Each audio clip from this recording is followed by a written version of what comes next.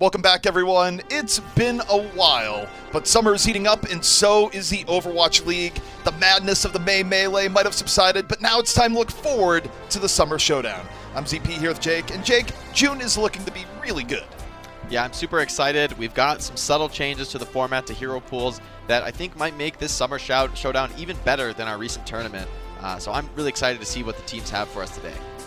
Yeah, the stakes have continually been raised here, where not only is the prize pool going up, you got more bonus wins on the line, and teams definitely looking to prove themselves if they might have fallen short in the last tournament. But Jake, that's not all. We've done a little bit of tinkering, a little bit of refinement.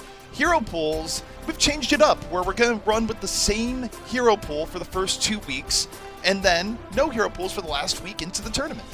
Yeah, I think this adjustment is going to give teams a little more time to adapt to the given hero pool or lack thereof and build up their executions, their gameplay to a higher level. So teams are going to have a little bit more time to perfect their strategies and iterate on them, which I think will be pretty exciting, throughout the course of these first 2 weeks. How do people adapt to this existing hero pool?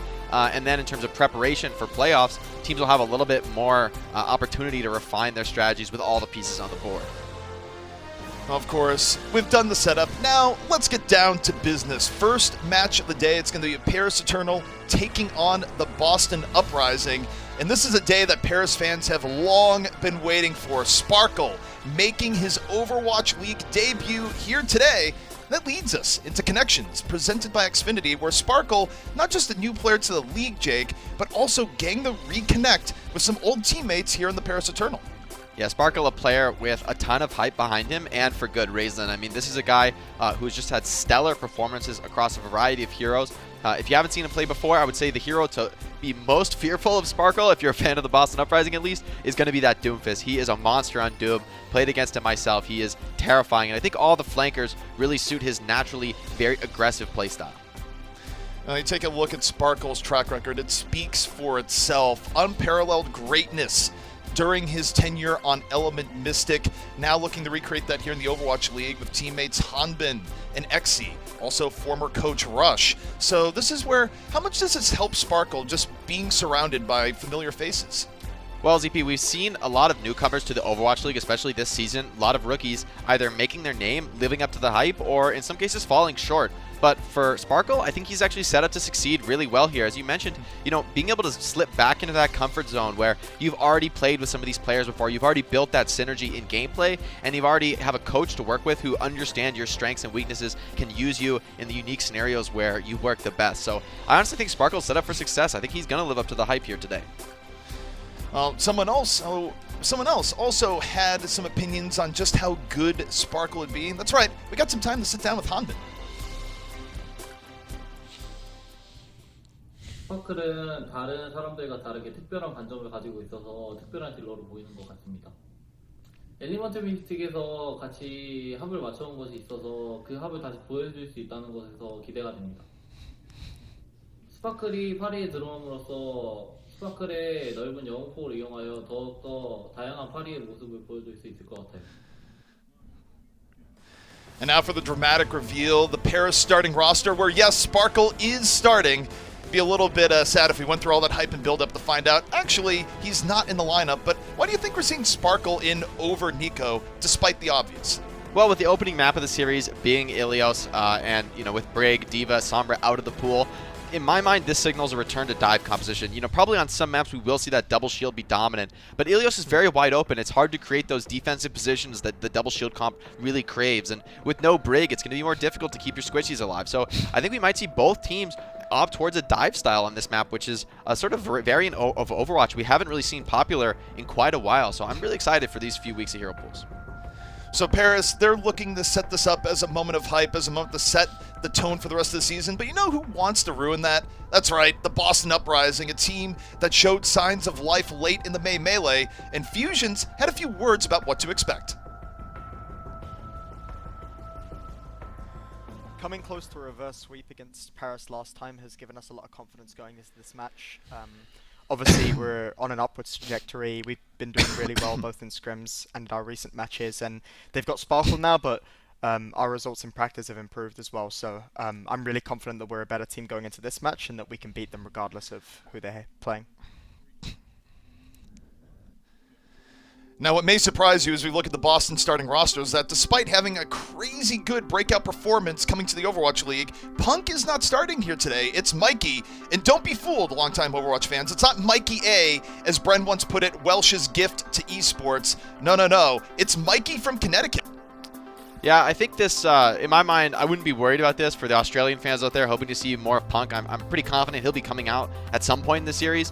But I think what this signals to me is that you're going to Ilios. You might be wanting to play a Winston and Wrecking Ball recomposition. That sort of all-in dive has historically not been too effective, but that's mostly because of heroes like Sombra, D.Va, and Brig, all very adept at shutting down Hammond and protecting their backliners from his aggression. So, I think with the Winston Hammond could be a really great selection here on Ilios. So that might be the one hero where you're going to want Mikey starting over Punk.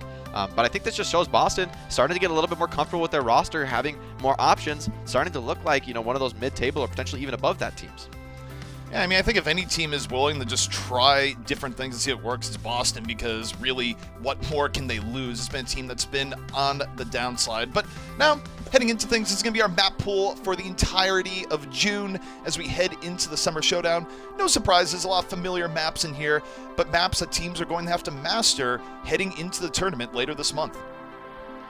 Yeah, the map set, always so important to Overwatch strategy. I think a lot of games, strategy tends to be dominant across the entire game. But in Overwatch, it's so critical that you make the right selection of strategy, not only in terms of the roster you put in, but the heroes you choose based on the map type.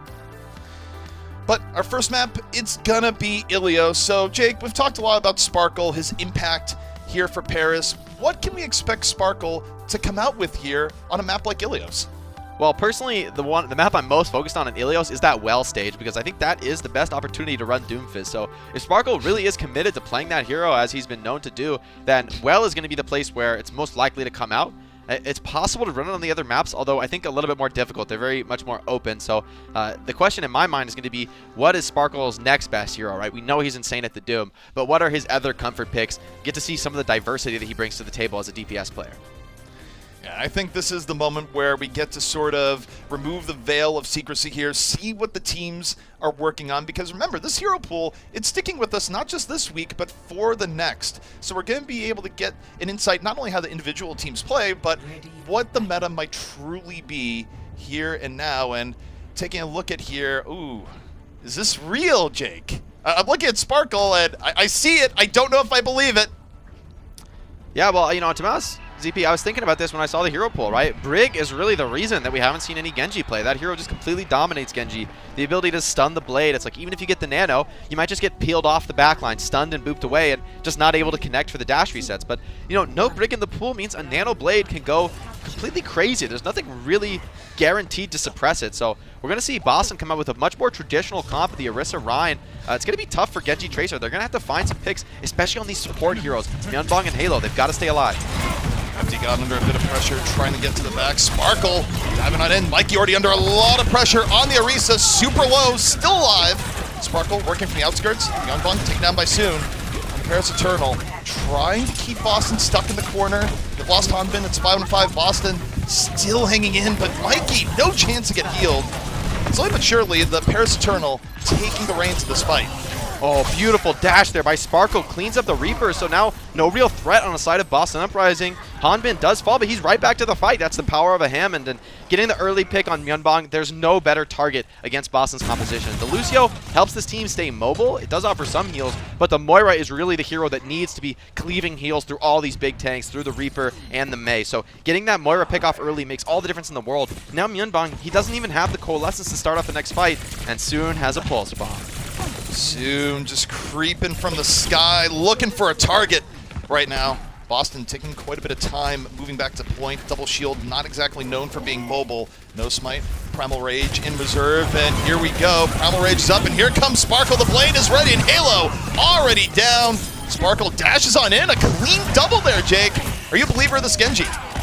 So far, it's working out beautifully. What I will say is that's a pretty heavy investment of ults. On the side of the Paris Eternal. They do use Primal as well as Nanoblade, which are pretty crucial ultimates. So now with Boston Uprising coming back to the point with nearly a full bank, this is the moment where they absolutely have to get a flip. If Paris can somehow manage to make a hold, then things are looking really grim on this map. Ooh, the initiation coming up from Paris. Hanbin and No Smite forcing out the sound barrier, and then they just get out. And also Myungbong using the coal, but Fielder can't get away, so Boston, they punish Paris to a degree. FD God drops the beat. Paris still looking to engage to a degree, and they get Mikey, but it's not super clean. Boston still has a road back over into the point. Yeah, they should actually be able to win in these down player scenarios, though. They're extremely strong, even with less players, whereas Dive is going to rely on having that numbers advantage on point. So now it's time for Paris to just stall it out, buy time, but they're already coming close to 99%, so this fight is going pretty well for Paris, all things considered. Ooh, the Bionade from the back. Fielder putting Boston in a tough spot. Fusions dropping the Shatter under pressure. Empty God out of the fight. And Boston still able to defend, but all this has been going on, Jake, they just now get the flip, so they still have a very long way to go. Yeah, and this is a one-fight scenario for the Paris Eternal, and they almost have Nano Blade. Halo, to his credit, though, managed to charge up 70% on his next sound barrier. So Halo having a huge performance in this match. If he can manage to somehow catch up in the barrier to Sparkle's Dragon Blade or just slow Sparkle down, that might be just what they need. But Sparkle, I don't think he's going to wait. 85%, this Nano Blade could be deadly. Soon, waiting in the wings, Pulse Bomb Ray. Sparkle under a whole lot of pressure. Barely able to get away. The Supercharger playing Boston for a little bit more space. There comes Sparkle. The blade is ready. The Nano is in. Halo immediately decapitated. And Sparkle making the Nano Blade work. The Pulse Bomb just excessive at the end. And the Paris Eternal, a clean retake here. That's going to be the round. Sparkle, great intelligence there. Targets on the Lucio, recognizes that beat potentially coming down the line. And, you know, with no sound barrier, there's no real chance for Boston Uprising to survive that beautiful combo. So, nice work by the Paris Eternal, getting round one off the back of a nice mid-fight where they were able to pick off Myunbong first. And if we see this same compositional matchup, that's what you have to be looking for as a fan of the Paris Eternal. If they can pick off this Moira early, that's so crucial. That is the hero that makes those tanks immortal, that makes them so dangerous. Once you kill the Moira, those tanks, I mean, they have a lot of HP, but it goes fast against a dive comp. Yeah, and I mean, Moira not usually the easiest hero to track down either in these situations. Testament to just how well Paris has been playing with each other here. And I've really liked the tank coordination between No Smite and Hanbin, where I know we're focused a little bit more on the DPS, but felt like we saw some clean things between just the coordination of the tanks diving in.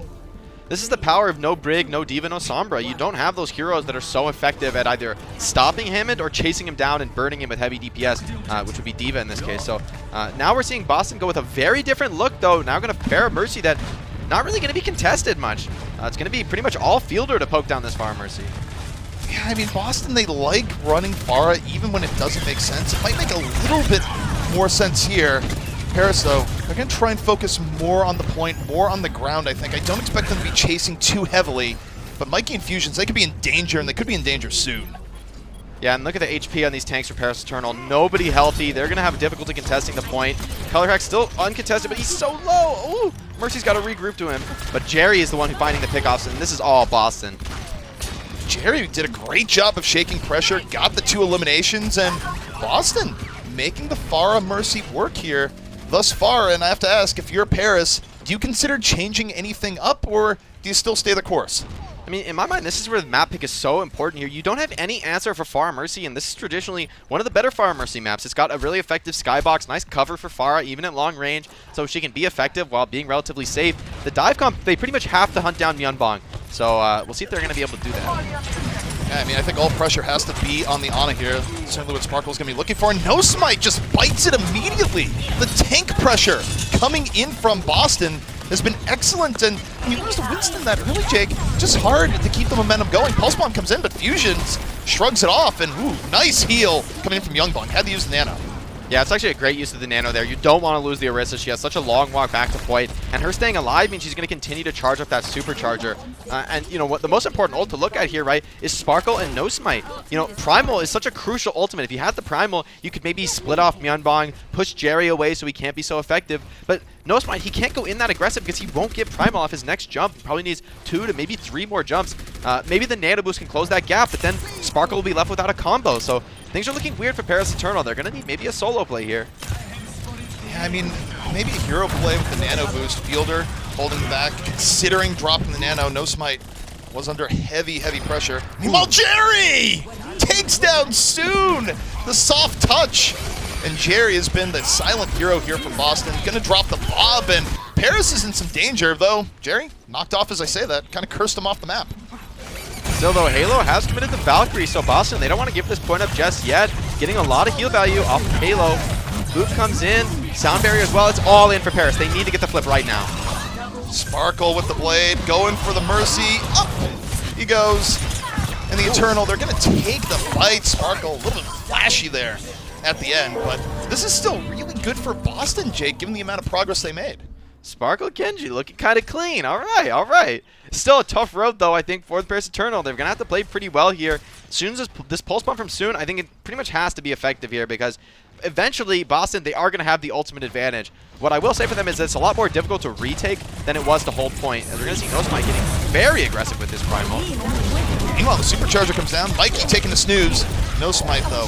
Under pressure, looking for the Collar Hex from above. The Barrage takes down 2. And just like that, Paris, not watching the skies, gets punished, and Boston well on their way now to finishing off the round and taking it to round 3. Yeah, as you mentioned earlier, Farah has been a hero that is really the center of Color Hex's comfort zone time and time again, and here we see why. The dive just goes completely punished. Only the nano boost here. Hanbin, he is going to have those mines, but they weren't so effective last time. The Orisa's playing essentially solo, so there's no great mines target here. And look at Fielder. He's taking so much pressure from this Mara. Oh, what a sleep Fielder. Drops Nano a little bit later on. No Smite trying to make a bit more space, and works out this time. Jerry taken down. The Tracer v Tracer battle.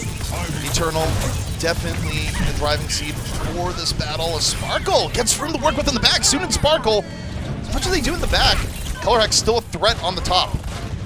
Yeah, this fight isn't quite over yet, but Sparkle, he's going to be back pretty quick. Same for Hanbin. So Paris having the opportunity to regroup here. It is going to be still 99% for Boston. So one slip up from the Eternal, and they will be losing this map. We will be going to that final round of control. So Color Hex, he's probably going to be looking for a pick here. I think he needs to get on that Ana, pressure the backline. Fielder is getting so much work done. Come up through the Eternal. I think you try and take down a tank early. May not put as much pressure on to Color Hex here. Color Hex, meanwhile, looking to do serious damage to begin with. Jerry gonna whip the pulse bomb. Look at the pressure on the Hanbin. Hanbin just barely able to roll away. The Uprising still using farther control, and soon runs into a mine. And now the Boston Uprising in a moment of power here. Both DPS for the Eternal down, and Boston well situated to take the round away as Color Hex still has a barrage in reserve. Myeonbong drops the Nano and manages to save himself as well, so Fusions is going to be a devastating tool on point, and Nano to Orisa, not something you can do much about. No whiff there for Jerry, gets the connection on that Hammond that he's been looking for. This is just gritty stuff from Boston. It's not super flashy, but speaking of flashy, here comes Sparkle. Nano Blade late to the fight, takes down Myeonbong, and the Paris Eternal might not be done yet. Fusion staying alive, but not for much longer. Sparkle given that last hope of life here to the Eternal. Falls to Halo. The Uprising coming back to delay, but this is not looking great for Boston now. What a beautiful clutch Nano Blade there to shut down Boston, and with that, Paris Eternal very likely going to be securing this round as well as the control map. Great plays out of this Nano Genji. It looked devastating. It looked like they couldn't bring it back, going down 99-0, but somehow returning. I think the first round made a lot more sense for them to win, but this round was driven off the back of individual plays, so love to see that out of Sparkle, and you know, we know about his Doomfist, now you better know about his Genji. I think the thing I love about Sparkle's Genji here so far is that we've seen so many players come in and go, I'm going to try and make Genji work. And yeah, to your point, it's against a Brigida, and that's a tough situation to begin with. But Sparkle was consistent. There wasn't a whole lot of moments where Sparkle would come in and just mess things up or go, maybe this hero's not worth it. It felt effective, Jake. And if you're a Paris fan, you're looking at that going, this is pretty promising. Yeah, I totally agree. You know, that huge sleep from Fielder as well set up the boop onto the Hammond, who eventually saved himself, was out of the fight for so long. So great work overall by the Paris Eternal, making dive comp work. It's back, baby. It's back. It's a new month of Overwatch. New storylines already being developed. What's going to develop next? Join us after the break.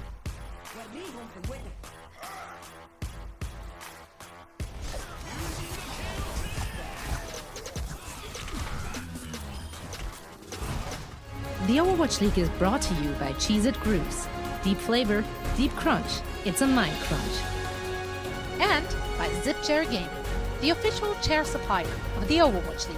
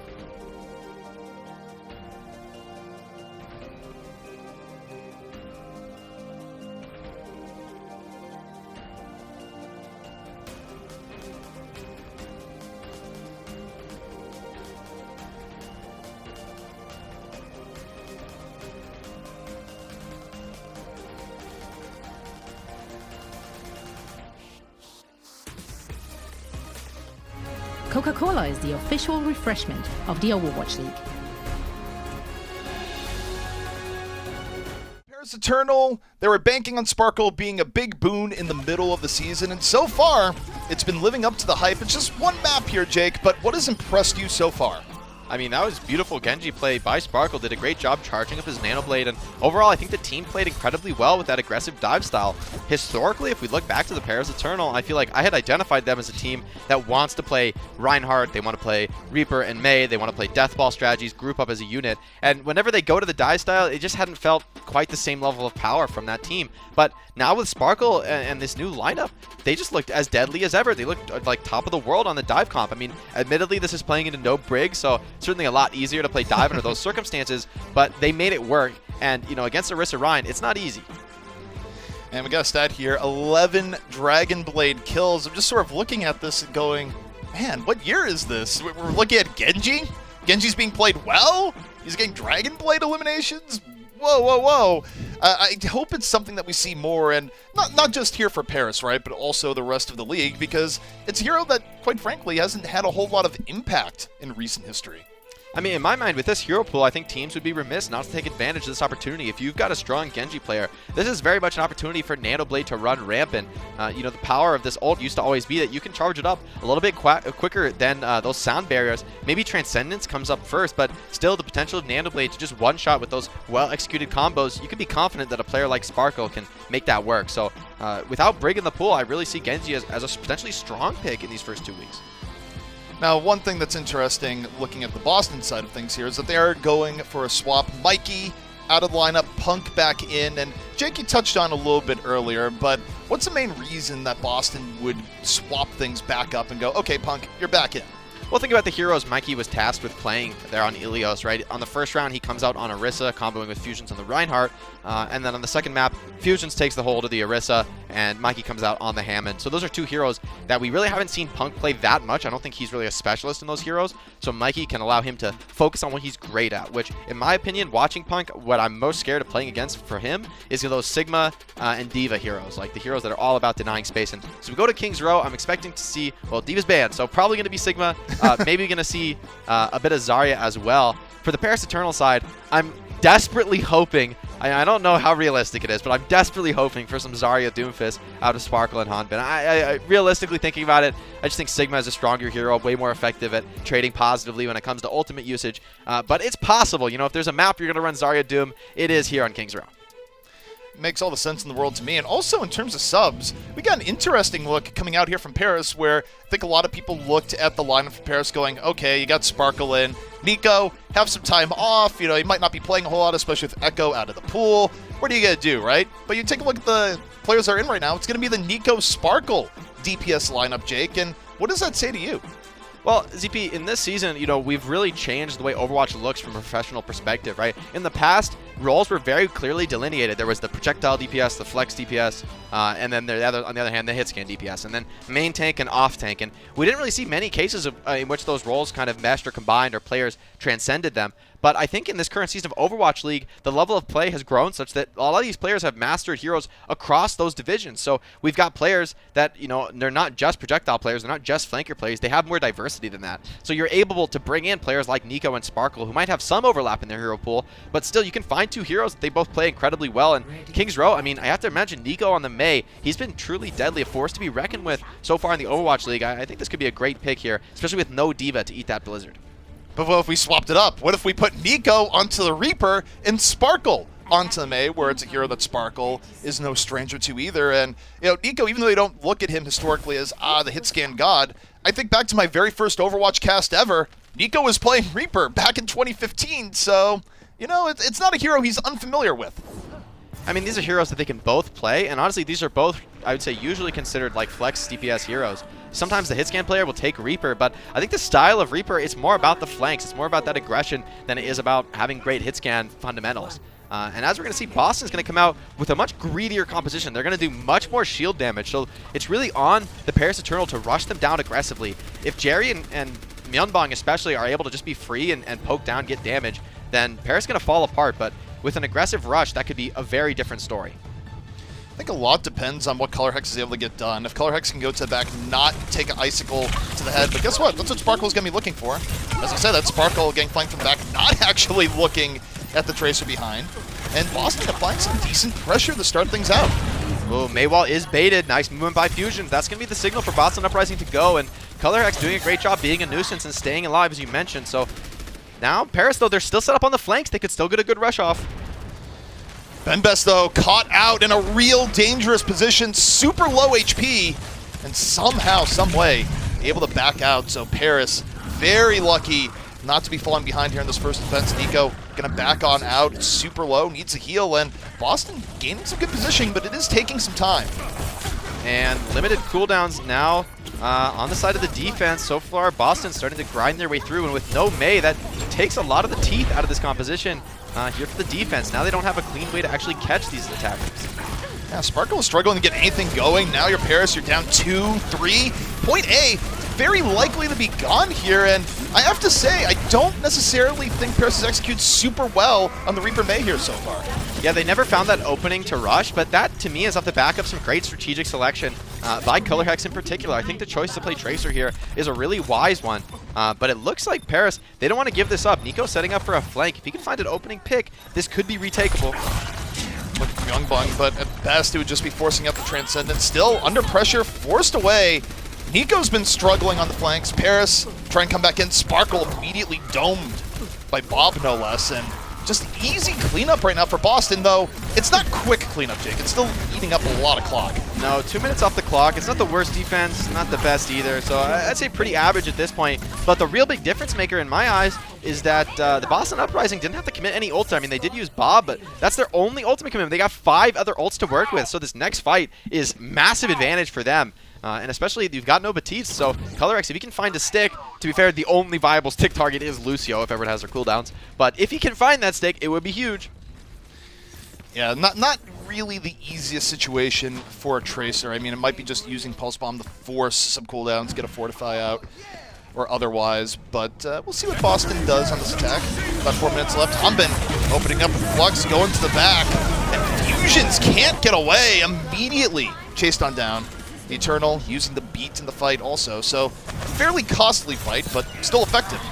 Pretty surprised that Boston Uprising allowed Fusions to go down there. I would have loved to see Myeonbong commit with the Transcendence there. They lost their Orisa and their Supercharger essentially for free, and now they're sitting on 2 support ults. I really would have loved to see them commit at least the Transcendence there, force some more value out of the Eternal, maybe get that Blizzard out, but I guess you have Trance for the Blizzard now, but there's no guarantee of success there. You can always split those targets apart with shields, and the Trance doesn't even work. I think they just thought that it wasn't as much danger, but now, near spawn, they have to use Transcendence to stay alive, and it might not even keep them alive. The Eternal getting very aggressive into the back. Jerry, though, from the rafters, drops on down. And Jerry just and Punk off are the just flank, cleaving Jerry. them up right now. Yeah, it's really nice from Jerry, and all right, Paris, you went a little bit too deep. Yeah, I like the idea there to maybe catch them off guard, but I do feel like with May and Reaper, that choke point there is really valuable, and to choose to go against the grain and elect to not focus on the choke point hold, it's going to be costing them here, as now you've got the amplification matrix in particular, which is going to make it very awkward, even with the coalescence. It's going to be very awkward to advance into an amp matrix.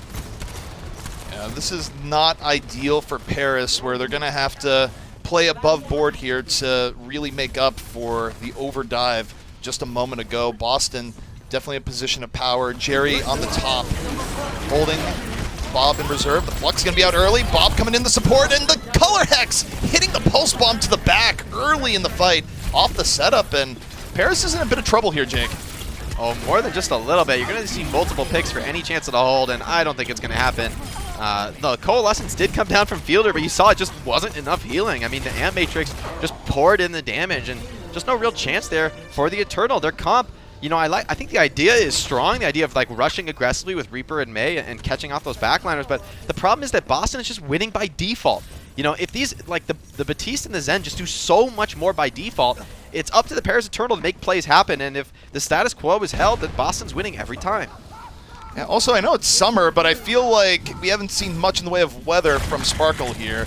Blizzard, not really a factor, and in general, just struggling to get anything done. It's been tough for the Eternal so far. Yeah, and honestly, I feel like this composition is at its worst on last point. There's much more difficult times to try and find a cutoff with the Maywall. There you see the Maywall comes in, but Fusions just walks around it.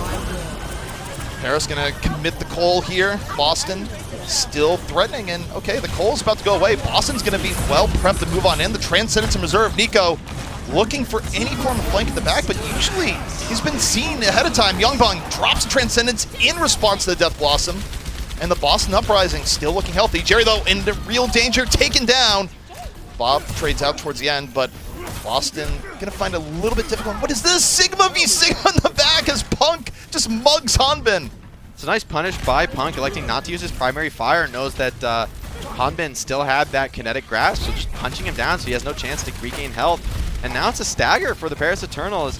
They do have Hanbin's Gravitic Flux to sort of get back into this, but what's the follow-up? Yes, you have Blizzard. That's got to be the key here, though. Best moving forward. Sparkle in danger, can't even drop the Blizzard, burned on down. And this has just not been a good May game from Sparkle thus far. The Boston Uprising keeping up the pressure. Punk and Fusion still very healthy on point. Paris struggling to find any form of delay. Sparkle rolling back out. Needs to find a decent Blizzard here, at least to slow things down. Drops a Blizzard onto the point. Not Eden, but Boston has the ability to just back on out, keep the pressure up. Though Paris has bought themselves a little bit of time, Jake. If Myeonbang doesn't fall here, though, it's just a matter of time. He's just grinding them up. Nico on the Doom, though, he wants to say something about that. He's the perfect hero to catch this Zenyatta, but oh, he can't get the finish, and Punk with the save. If you had told anyone that you'd be seeing a Doomfist, it'd be Nico today, they'd tell you you're crazy, but yeah, it was emergency Doomfist, it didn't work out. Boston keeping up the pressure. And unfortunately for Boston, that's 59 seconds, not a minute and 1 second, and there is a pretty key difference between the two. Yeah, you would love to get over a minute there, get the chance to secure the draw if your opponent's finish in overtime. But to be honest, I think Boston's strategy there was just better. Like, you know, capping with an extra minute, sure, like you could have done better, but like Boston just had control out of every single team fight. There wasn't really a moment, I think, besides that first fight on second point where I think Boston was a little bit slow to commit their ults. Would have loved to see Trance come out in that situation, but regardless of that, like that's the one time that Paris Eternals rushing aggression actually paid off, actually got them a one fight. The rest of the game was just stalling it out with May and Reaper, which can be effective, but it's not really going to work on the offense. You can't just stall it out. You've got to actually decisively win fights. So if Paris want to continue to commit to that strategy, I think they're going to have to be better about catching targets off, punishing them, but so difficult with the way Boston's playing. They're very great, especially with Halo. That Immortality Field is really the perfect utility to save a hero like Orisa from a Maywall. Yeah, Paris just seemed out of sorts, and I mean, I don't know if you chalk it up to individual play, if you chalk it up to just strategy v strategy, but even you take a look at the individual side of things. If I'm reading Sparkle on that, I look back to map 1, I go, the Genji, 5 stars, phenomenal, sublime. Look at the May and going, it doesn't seem to be the right thing. Maybe don't play again, but they're not playing it again. They're going with the Pharah this time, and again, with the Doomfist, but it's Nico on the Doom. This is pretty surprising to me, actually. I would have expected exactly the opposite hero choice as far as Nico and Sparkle on Pharah and Doom. But hey, you know, if they can make it work, props to them. Sparkle's going to have a tough time, though. I mean, this is very dangerous. You've got Ana, Bap, and Ashe, I would argue the best hit scan hero against Pharah in the whole game. So Nico's dive is going to have to be perfect here. Going to have to take a lot of pressure off Sparkle for him to get much done. FD got burning, almost goes down. Jerry, meanwhile, plenty of room to work with in the back. It's going to be a matter of how Sparkle can avoid the Ashe or put pressure onto the Ashe. And Jerry, low HP, finds himself in real danger. Healed back up, though. Myungbong all over it. Good heals coming out there. Myungbong Halo in danger. Colrex takes down Fielder, and this is starting to get messy, which favors the offense of the Paris Eternals. Sparkle staying alive in the back, gets another. Jerry's out of the fight, and Sparkle starting to pop off. Yeah, Sparkle managed to make that cross, but still Tank's finding some kills. So Boston Uprising, they're not completely out, but seems like they are starting to lose position. Nico does find the finish on the Fusions, although still, frags are going both ways here. And Colrex, he could easily find one more here. This is still offensively favored. Paris' spawns coming in a little bit quicker. Boston, they're going to have to look for a bit of delay, maybe use the point as a bit of a bargaining tool here. Give up about 66%, then move back in. Punk isolated, uses everything, trying to stay alive. Myunbong tanking him up. That's perfect heals from Myunbong and the Nano as well. So now it's time for Punk to just go crazy. No contest as he blasts away this Pharah Mercy. Jerry got FD got on the side. Boston Uprising. They bought so much time. Sparkle's taken down. Doesn't have the Mercy support. And on top of it all, Paris only got 33%, Jake. This is tragic for Paris, but such a good defensive play coming in from Boston. Myunbang, what a monster. Even caps off that fight with a nice 180 sleep onto Nico, who's trying to get a late pick. Now we've got ultimates for both sides, so this fight is where it's really going to pop off. But I think it's going to be awkward for Sparkle to make much use out of the barrage here. Pretty difficult ult to get use out of against that immortality field, and Ana, who could just sleep you right away. Paris down to their final 2 minutes on point A. Boston in a great position. Fielder can look for the nano early to set things up. And now you see Hanbin super deep off the flux. Boston, they bend back. They drop the immortality field. Everyone's still in a good spot. But Halo taken down. Nico got to the back. Takes down 2 before falling himself. But you got Sparkle in the air, well supported. And it's going to be Paris with point A. That's great work by the Paris Eternal. Wise uses their ultimates. Hanbin uses the Gravitic Flux, essentially just to force out the Immortality Field from Halo, but he's successful in doing that. So the pull from Ben Best and then the Meteor Slam from Nico is just too much. There's no answer for that. And Doomfist dying is not really a big deal. As I say that, Sparkle does fall. Oh, he does get res. Wow, that's an aggressive res from FD God, but it pays off. I think they have to be looking for a quick barrage from Sparkle here. Where Paris doesn't have much else, Sparkle, on some level, probably saying, look, I got this. I'll find a way to the back. Boston, drop a pretty early supercharger here just to get a little bit more spacing on the defense. And Jake, I think all eyes got to be on Sparkle and how he can open things up. Hanbin getting a lot of value here on this flank with the help of Sparkle and FD God above his head. That's great support for a hero like Sigma to have, who's already pretty difficult to push out. And slowly, Boston just giving up ground. I think this is actually wise for them, though. Fighting in the middle of the streets where Farah can peek over. Oh, that's unlucky right there. Colorex just walked into blind rocket spam. Yeah, you take those if you're Sparkle, but now you're up. Okay, well, immediately taken down. I think he was about the barrage too, so Jerry saved him that mercy. As a result, 5 on 5 here. Sparkle, I don't think is in a particularly resable spot. No, back to spawn, and Paris kind of let go of some of the momentum there. Yeah, I mean, despite some strong fights in streets, I think Boston is actually wise to not overcommit there. You know, if you fight too far forward here, Faris is just going to jump on your backline, just like we saw in first point. But here at the end of the second checkpoint, it's a lot more difficult to do that successfully. The backline can be much more defensible inside that foundry area. Nico taken down early. Boston still looking smooth on this defense. And Sparkle, okay, well, your flank has been caught, and then some punk goes, you think I'm not going to see that? Takes down FD God, and okay, Sparkle, you better be swapping because that was egregiously bad for a barrage. Yeah, Nico onto the Reaper. We're about to see a full swap here. You don't go Reaper without Lucio, and you know you're not going to play Pharah without Mercy. So full swap. Back to this Reaper May comp, though. I don't love it. I don't love it, to be honest, here for the offense. They're reset completely on their ultimates. Hanbin does have the Flux, but Punk has his first, so I think if Boston just find the initiation with Flux, this fight should be relatively easy. You've got Jerry's Bob as well to secure things if there's any issue with the fight getting messy. I think if this were a Paris homestand, you might be hearing some boos from the crowd right now. This is not the look you want to see from Paris. With a minute 30 left, it's going to be a very tough fight to win. Just hoping that someone on Boston makes a mistake, that Color Hex somehow gets picked off early to an Icicle, because that's a mistake. Oh, are you kidding me? All right, well, there's a mistake. There's a mistake. Oh, all right. Boston, what was that? They have ult advantage. You just don't fight. I mean, it's what Paris needed, and now Boston just in the confusion hurts itself as Paris moves forward, picks up the early limbs. I'm mind blown. That shouldn't have happened. Oh, ZP. We don't love to see those. We don't love to see those. That's so painful. You even got a Tracer. Like, somebody can touch there.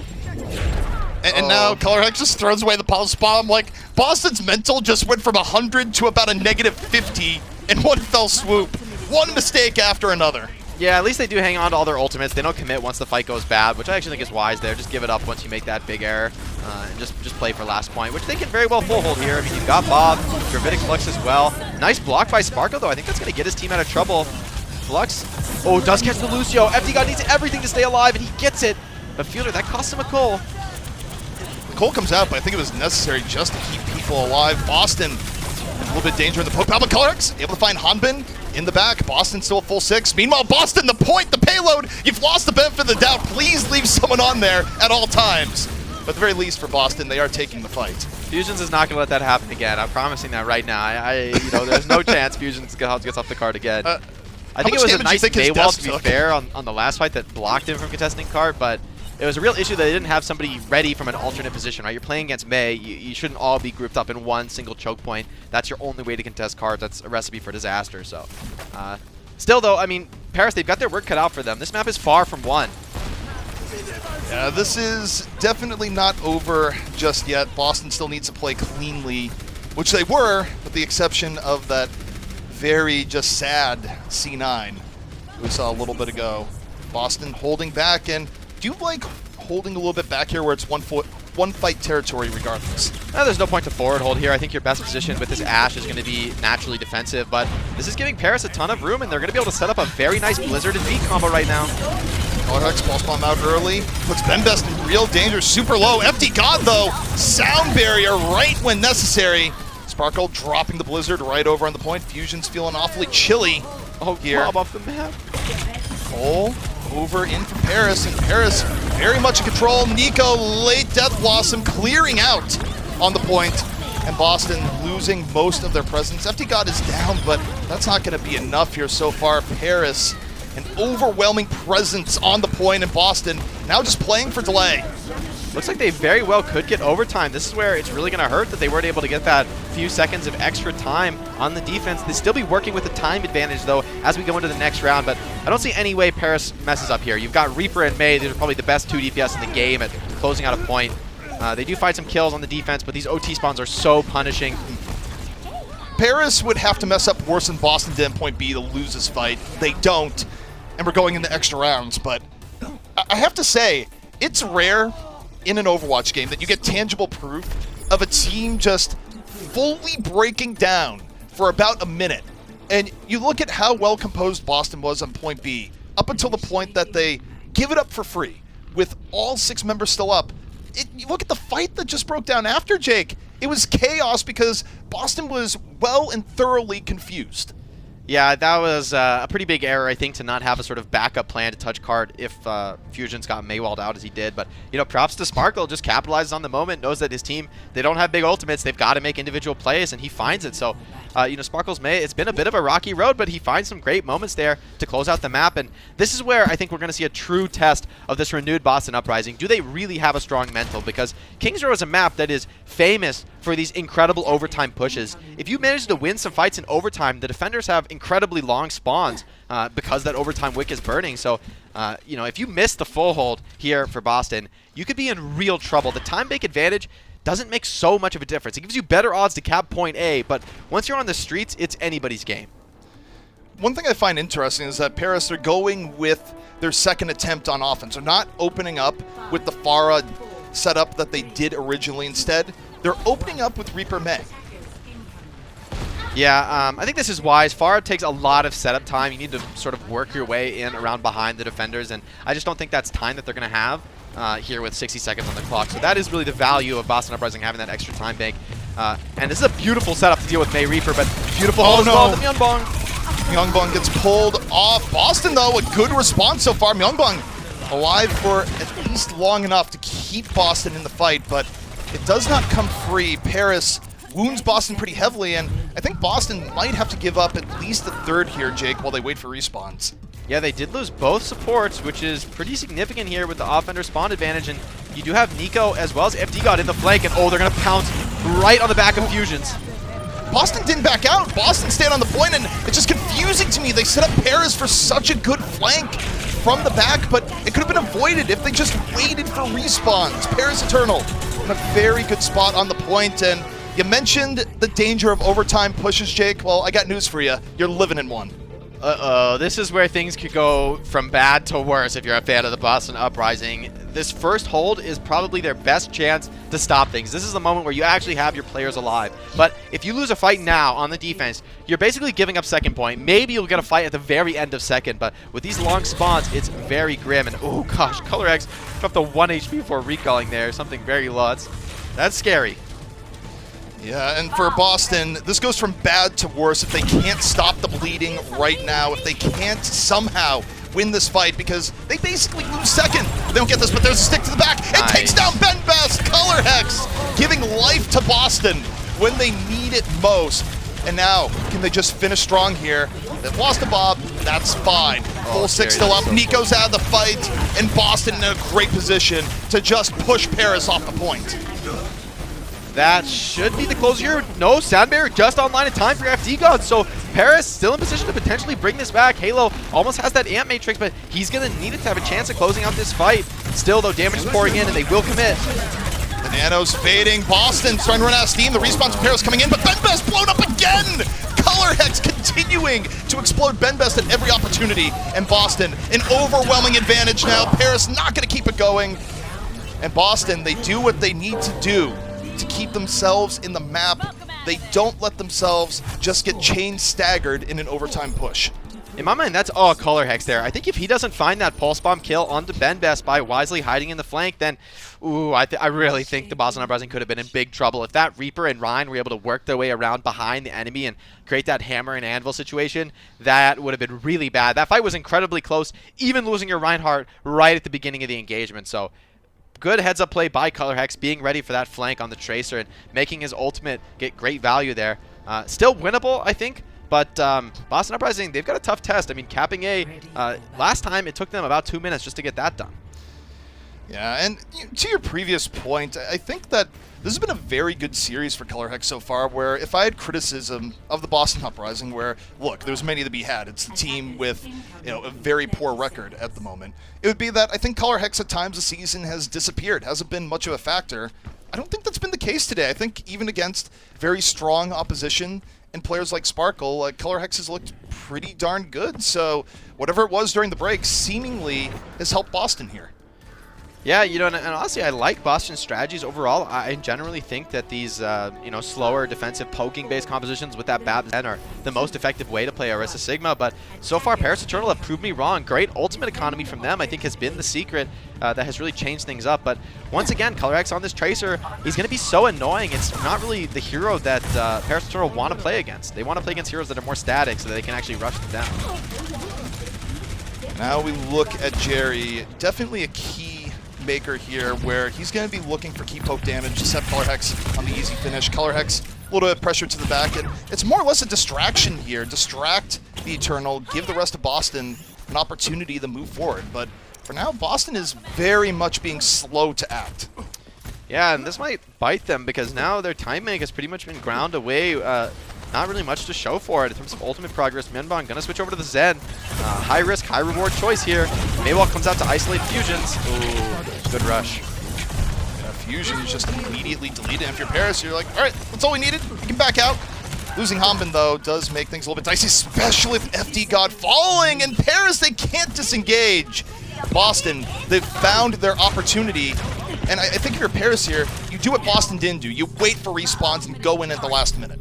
Yeah, it's definitely worth contesting here. You probably will get another fight after this contest, even if it fails. So give it a shot here. And you don't have support ultimates on the side of the Uprising, so the staying power going to be limited, especially with Coalescence. Cole on the way out. Paris, they get the recontested. It's big. Myeongbong and Punk immediately following in the rush. And now the Paris Eternal. They've almost done it, Jake. Boston is down to their final 25 seconds. And how brutal would this be for the Boston fandom to see this map slip away? Oh, this is kind of a worst-case scenario, I think, for the Uprising. Their one saving grace that they do have Bob, who can potentially go contest the point on their behalf and slow things down, buy them that time. But we saw how slow you have to play with this BAB Zen. You have to sort of work your way past all these dangerous choke points, fearing that rush. You can see how Fusion's pretty cautious right now. It's going to use Tracer to touch point, force OT, but Paris, if they find the moment to rush, it's going to be perfect. Boston's in a tough situation. They can't slow play, but Fielder taken down by Bob. Did not respect him. He was in the back. There's no Moira healing. And Paris, they just can't stay healed.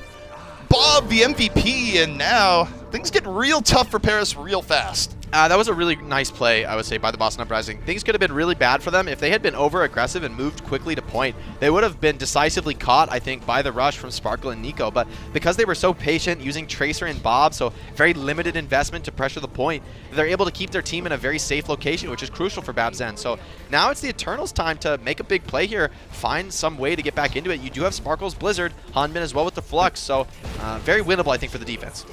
Here's the problem. Punk is going to be looking to eat it. That's all Punk is going to be looking for. Oh, no! It happens again on the other side! Karma swings, and it swings quickly. That was a beautiful halt by Fusions, actually. I don't even know if we can call that a true C9. They were ready to contest card. They were ready to cap it up, but Fusions had the perfect halt to pull them off, keep them off the contest zone, and that just lets them end the game. So, that's actually so poetic, right? Fusions, arguably the one who might be playing for the C9 on B, now engineers a C9 of his own. That's a positive in my book. He's coming out stronger out of that map. So, Boston Uprising still got some life in them here in this series. Yeah, and I think it's important to be clear there where, individual plays can cause mishaps like that. But also, it's on the team for thinking that they have enough time that they can wait till the last second, for not giving themselves at least a moment or two of buffer where you leave open the opportunity that one halt or one ice wall can ruin your day. It's still, there's no getting away from the fact that they could have touched the point and they did not. Yeah, but the same now has to be said for the Paris Eternals. So both teams working with a bit of a shattered mental. Well, luckily, we can fix this. We're running a workshop on how to stay on the payload. It's run by our experts on the Watchpoint desk. You won't want to miss it. The Overwatch League is brought to you by T-Mobile. Switch today and rank up to America's largest 5G network, T-Mobile. And by State Farm. For auto, home, or renters insurance. Like a good neighbor, State Farm is there.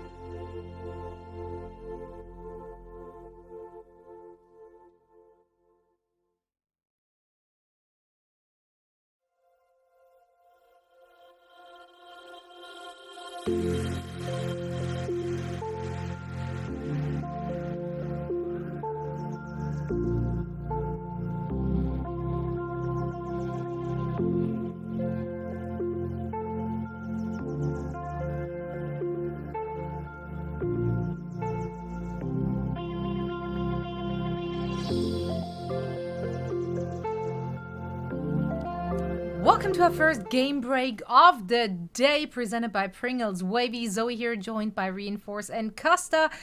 Wow, what a game. It is 1-1 apiece between the Paris Eternal and the Boston Uprising. And of course, we have to talk about Sparkle. It is his debut performance. We did speculate, will he do good? Is it too much pressure? But quite frankly, map 1, he was popping.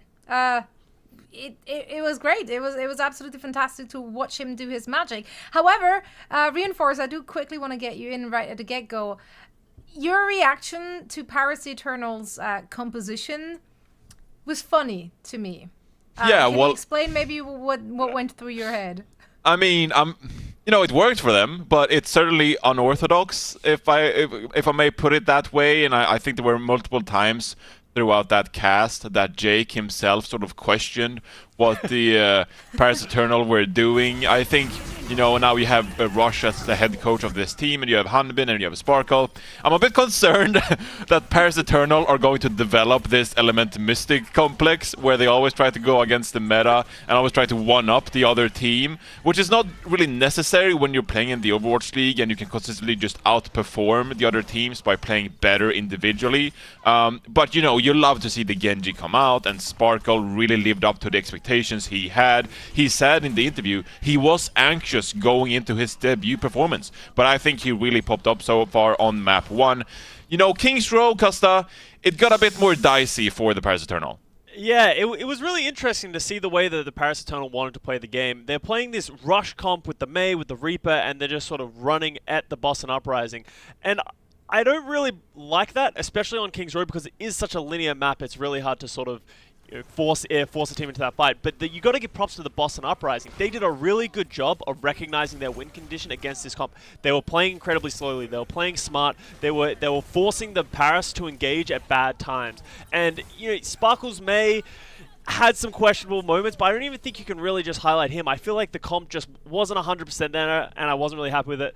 And it was awesome. It was actually a really interesting map that ended very unfortunately, I would say. That was sort of a 4C9 right there, because that was going to be a sick fight. We had the Mayo, we had everything, and then it all falls short. So I'm really interested to see how the map is going to progress, because as Johnny said, I have no idea what Paris Eternal is going to play. Quick on that note before Zoe asks another question. I have to ask both of you guys. The definition for C9, I think it is a bit convoluted, and I don't think the community necessarily agrees what counts as a C9 specifically. For some people, it's when you don't touch the cart at all. But also, there needs to be another level where it's just how unexpected it is for them not to touch the cart. Because even though it was forced... That was an assisted C9. Yes, that doesn't count as but C9. I was screaming my lungs out. Because it was a great pull by Fusions, but I was yelling. And, that to me tells me that was a C9. I think we just need to find a different label for it. Different label? I think a C9 has to be that that's team the failed. assist. That's a Fusion C9. A Fusion 9. Well, that's what we'll call that one. No, okay. We're just gonna name everyone just like you're gonna put a name on everyone, just like we do with like tornadoes and storms and stuff like that, right? This one's a Fusion 9, and we'll just keep adapting from that. Well, you need the Fusion's real name, I think. Maybe. Well, sure. I don't know. Let's go for that until we figure something else which works better, guys. Oh, come on. But of course, in this game, we also had to figure out who's going to get the honors of Crunch Time, presented by Pringles Wavy. Pretty easy. And we had to do it. Yeah. We had to give it to Sparkle. I mean, the audacity of that young player coming in and then blading into a barraging Pharah. Excuse me? Yeah, this is just a great play by him. They're on the ropes. I think it's 6v4 at this time for the Paris Eternal. They were going to lose this fight unless he had a big play. So it wasn't only the blade where he got 2 clean kills. It's the reflect on the barrage, dashing into the barraging Pharah, but also my favorite thing of everything is when he jumps on top of the barraging Pharah's head, because I wouldn't do that because I'm a coward, but that was like Sparkle watching an anime no fight. Fear. It honestly was. That was like a classic anime moment right there, provided by Sparkle. I want to add to this. I said that it is unorthodox and whatever, but talking about the Element Mystic as well and how they performed, they were a very successful team in Korean Contenders, and they made it to a lot of finals in Korean Contenders. They won the Gauntlet, of course. So even though they play this unorthodox style where Sparkle sometimes pull out the Genji or whatever they try to do to one-up their opponent, it is working. It's just both me and Costa were nervously laughing at the Paris Eternal compositions, but then they end up winning. And it is thanks to big plays like this from Sparkle. So I look forward to see if he can bring out these kind of performances on a regular basis for the Paris Eternal, and if it's going to work against some of the best teams in the world. That is the big question for me when it comes to Sparkle after this debut performance. Well, definitely a good first showing from this young player. However, we're heading into Volskaya right now, so very quick thoughts. What do you want to see from the Paris Eternal? Do you want them to play a double shield kind of composition where you sold on that, or do you just want them to go do their own thing, play a dive kind of composition, even though it might not be the, the better comp per se? Honestly, just surprise me. Just surprise me. Yeah. I honestly think I don't think we can predict Paris. Personally, I would like to see more Nanoblade. We're going into a control map. They have a 2CP map. They have great adaptation for the Nano Genji. All you need to do is get 2 fights, so you only need Sparkle to kill everyone twice. So that's a great way to play the map.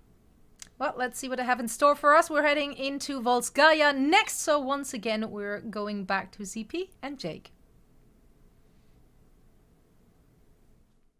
Brought to you by Pringles Wavy.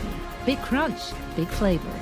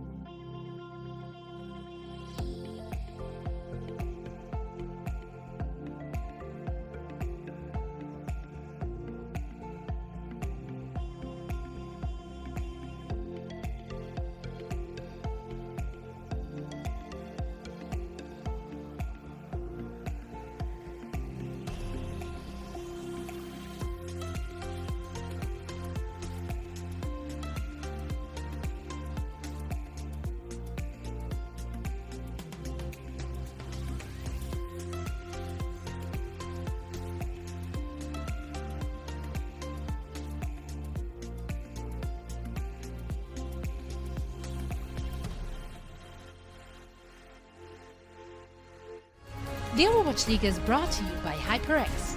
Unleash your style, unleash your fury with HyperX Fury Memory. And by Coca-Cola, the official refreshment of the Overwatch League.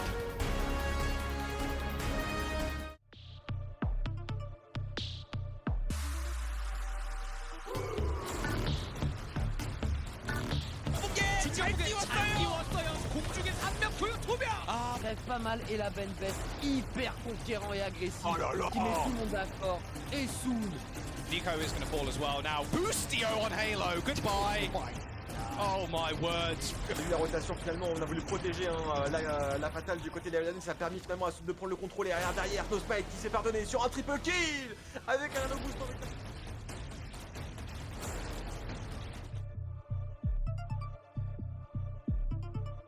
Paris versus Boston, and it's been some unusual circumstances here, Jake, but some quick redemption for Fusions.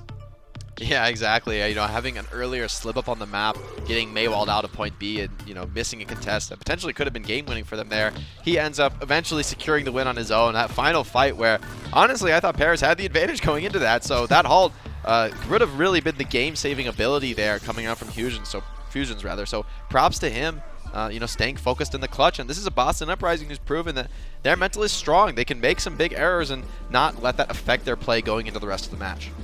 Yeah, and having the wherewithal to just have that sort of awareness to get the halt there, because Paris really did take too much time. They could have gone there early to make it so Fusions couldn't make that play, but they got greedy. They waited to the last second. They gave the opportunity, and as a result, they don't get a fight. But the other story here for Boston, Jake, when I look at it, it's got to be Punk, where Punk has been so good for this team. Boston simply wins with Punk in the lineup. Yeah, so far, they seem to just be doing way better since picking up this player. Could reflect not only just their gameplay as a unit, you know, with Punk having great success, but also I think the team being renewed in recent times, you know, playing a lot better, finding their footing once again after an extremely rocky start to the season. That was tough even for Boston standards. So things are looking a lot better, I would say, with Punk in the lineup. And now, as we get into the substitutions for our next map, it is going to be a bit of our winners match. If this is a bracket of rosters, now we're going to see the Sparkle and Soon taking on Punk and Fusions in the lineup. Yeah, and with Ben Best leaving the lineup, Paris is making a clear statement as we move into Volskaya, going, it might be Volskaya Industries, but we're not going to be looking to hold back and play double shield. We don't think running slower compositions like Reaper May is really our style right now. I expect this to be really high-octane, in-your-face dive coming in from the Paris Eternal. Yeah, I think absolutely on offense, that's what this composition says to me. Basically the same style that they leveraged to great effect on Ilios. And, you know, Volskaya is a great map for that, to be fair. If you get that great map control, push the defenders into those small cubbies, very, very difficult to recontest when the attackers are just all around you, controlling all of those high ground positions. You know, that's where Ana becomes so deadly. She has free bio nades wherever she wants to put them. So for the Boston Uprising, if they're going to take that compositional matchup, well, the most important thing to look out for is the way they manage to keep control of some parts of the map. If you end up in that position where you're all in the corner of point, it is extremely awkward to win. You basically are relying on the attackers slipping up somehow. Yeah, and I think it's just interesting to see the story of Sparkle develop here, where we kind of open the series going, all right, this is the big event. It's what Paris has been waiting for, and you know, so far it's been a little bit of mixed results where it makes sense, right? You look at his history playing with teams like EM, he's always been better in things that are in-your-face style play, not really as good on things like the May, and that same storyline appears to be developing here where if Paris is going to get the most effectiveness out of this new player, maybe it is with dive styles, and maybe that's what's going to define Paris, at least for this meta here in the next 2 weeks. Yeah, I think it's too early to be sure about Sparkle. You know, I think he did have some great moments on the May. You know, he's the one that engineered that C9 with a great May wall. He's the one that allowed them to get the recontest in the overtime round with a beautiful wall that Punk thought he could slip past, but actually he couldn't. So that was just perfect placement by Sparkle. So, you know, I'm not ready to just call Sparkle out just yet. I still think he's had a pretty strong performance across the board so far in this match, and he hasn't really shown any limitations, at least in my eyes, as a player. And especially when it comes to a May comp, it's like, it's a little bit on the May individually, but it's very, very team focused. So if things don't work, it's rarely the fault of one individual. Patience. Colorhex, looking for the early pick, decides, no, it's not going to happen. Moves over to the Tracer. And Halo just gets chunked early on where, take a look, the defensive Pharah, bit of a pain to push against. Yeah, we've seen teams like Shanghai have a ton of success with this strategy. Very awkward to get through this initial choke, especially with where the tanks are holding on the side of the Eternal, supporting Sparkle really effectively here. Boston, they're going to try and work their way in, but they're going to eat a lot of spam to do so. Sparkle mostly getting shielded off right now, but those shields very close to breaking. Paris just looking to delay. Boston not letting him go forward early, but no smite. A little bit far forward, picked off, and now Boston, a great opportunity. Sparkle's out of the sky. And yeah, the resurrection might be coming in. Not really sure if Boston is camping or not, but so far Sparkle still down. No res has happened, and Boston in a very, very good spot now. Going to be very difficult for Paris to retake, but hey, taking down Halo, that's a start. That's definitely the way to start it. Taking down a backliner means that a lot less support is going to be there for Fusions. And Paris, they are setting up for a recontest. Whether it works out, though, that remains to be seen. Paris is going to go for it. Meanwhile, Color Hex Pulse Bomb set up, gets the stick. Goodbye, soon. Taken down immediately, even denies the res. Color Hex just looking so good today, especially relative to the past few weeks. You love to see it. You know, I think he's a player who's always had a ton of potential. It's always been obvious. There has been times where Boston struggled, but you know, that's the nature of Overwatch. Like, I don't think you can write off one player just because of their struggles, you know, in one meta or another. Sometimes just an issue with the overall team limits one player's effectiveness. So ColorX, he's always been an ultra flexible player as well. So, you know, even if he's not popping off to the heights that somebody else might, the fact that he can just bring out basically any hero in the roster for his team, that's a really strategic boon for them. It makes things a lot easier when it comes to planning. And Sparkle on his fabled Doomfist, but he's got some tough opposition now. Punk under very heavy pressure. Immortality Field comes out. He's going to live for now. The Paris Eternal tried to take an early dive there to remove Boston from the fight, but now Boston has disengaged, Jake. They're ready to go. They're charged up. How does Paris defend? Yeah, the challenge here is going to be diving in and somehow not dying to Punk, because this Gravitic Flux is going to be really, really deadly. Got Bobs out on both sides. Color Hex finds Sparkle, prevents the Doom from getting any sort of value, and now Boston is in such a good spot. Punk, take it down! Take it down before he can Flux! The Paris Eternal, they go on an all-in dive, and it works out right when Boston was about to make things real difficult.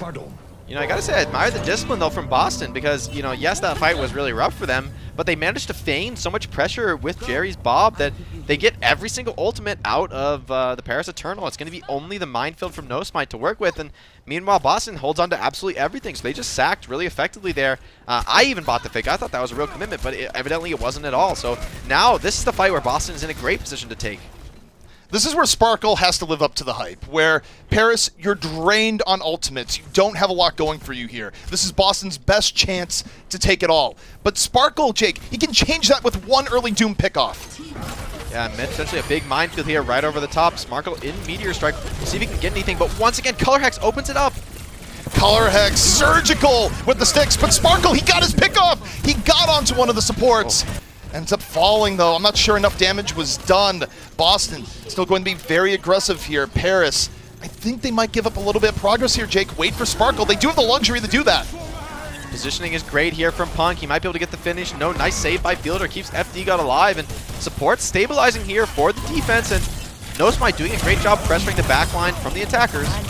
Punk is down. Sparkle's back in the fight. Paris delaying just long enough. Fantastic work. Down in numbers, and Boston, what's an incredible opportunity, slipped through their fingers. Yeah, really nice work there by the defense, especially Fielder there. FD God did get picked up by Punk. Picked up by Punk's Gravitic Flux, but Fielder put the heals on him and keep that Mercy alive, keep those heals coming out, and so far this dive has proven so resilient. You know, yes, Boston, they're able to take strong position on the map, but they're not finding the picks they need to close it out. I think I go back to the idea. We set up that fight saying, okay, Sparkle needed to get one key pickoff. Getting the BAP was enough. It really was. I mean, taking out those healers, that's exactly what you need to do on 2CP. Rely on that natural defender's advantage to win out over time, so long as you can find one pickoff somewhere in the fight. And look at this hiding play from Sparkle and No Smite. They're fully committed in the back line. And ooh, a massive here flux. We go. Sparkle on the way in. What's it going to be?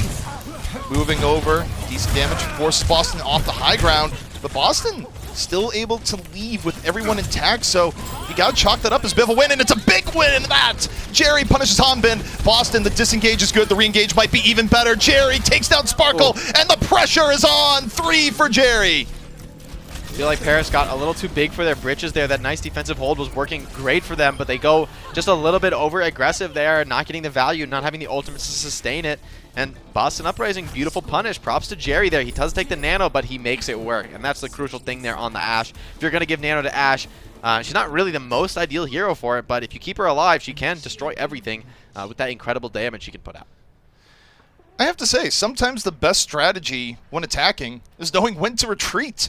I think one thing that has been sublime for Boston this entire series, really, maybe not so much Ilios, where they just got run over, but everything else so far has just been they disengage effectively. Paris goes in, just swinging with everything they got, and Boston, they recognize the danger, and they just get out. And they get out cleanly with everyone still alive, and that's what creates opportunities like we just saw. Yeah, I'm interested to see what the Eternal like to run here on the offense. They could go for that full dive style that they ran on Ilios, but I think it's far from easy to get done, especially when Color Hex on this Tracer. I think this is a great adaptation.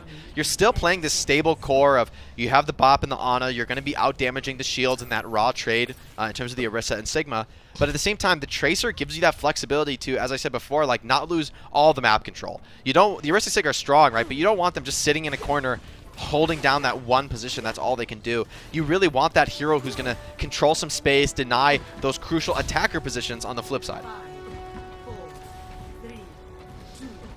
Meanwhile, looking at the attack for the Eternal, guess what? It's Genji time!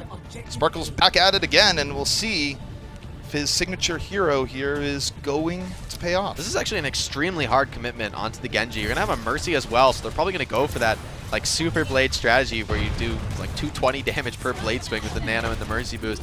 Pretty disgusting and very, very difficult to answer, but it takes a long time to charge up, so Boston Uprising, it's all about the delay game here. Yeah, I mean, Boston running double shield, they're not going to be looking at up close and personal. It's on Paris to make that exchange. And Paris taking a little bit of time here, about 40 seconds to get over to point. Now Boston, though, someone has to step down and touch it, but Color Hex takes down FD God once more. Color Hex just getting backline eliminations. The power of that healing Tracer. just isn't You know, there anymore Genji for not Paris. nearly as effective at fighting the flank. Genji does offer more when it comes to the ultimate exchange. That Nano Blade can be so strong, but it's Tracer who's the one who's going to be able to find these pickoffs, especially when you're going to run a hero like Mercy that has really no ability to defend herself, no ability to stay alive. That's when Color X has his work cut out for them, and you know he does exactly what he needs to do there. One bright spot for the Eternal is that Sparkle already at 80% to his blade, so Fielder should be able to farm up that Nano pretty quick, and that's where we should see things really, really pop off here. But you know, Myeonbong's sleeps have consistently thrown a wrench in a lot of ultimates this season. Yeah, I think your Paris are kind of in the mode of, hey, can you go out and take some damage? Yeah, any damage. Just Fielder needs help. It's important. Got to buff Sparkle. One of your favorite calls really on the us. best Go chance. feed, tanks. Go feed. I need Nano. It is absolutely how the game is played. Sparkle on a little bit of damage. A little bit of pressure off the deflect. Blade about to be ready. But now Boston trying to take this shot, but Color Hex slept mid-nano. Tragic. Taken on down. An incredible play coming out from Fielder. And now Sparkle under heavy pressure. Here's the Nano. There's the blade. And it's a closed-in corridor. Slices him on up. Forward for Sparkle. And Boston is cut on down. Look at those assists on the blade. You've got Nano, Supercharger, and damage use from Mercy. I don't even know what that does. It's a lot. It's a lot. I can tell you what. And especially with Halo, he tried to commit the drone, tried to save Color Hex off the sleep, which was a good idea, I think. You know, losing that Tracer would have been painful. But the fact that they don't even get any value out of that drone and then they don't have it for the blade, that fight's open and shut. Yep, and he sheaths his blade for good after that. Sparkle now moving to the Tracer. Not going to top that one on point B, as it turns out. Now Paris working with the momentum. They're going to open up with the Valkyrie. Soon, waiting for the Bob. Uses it to set the table. Paris has come to dine.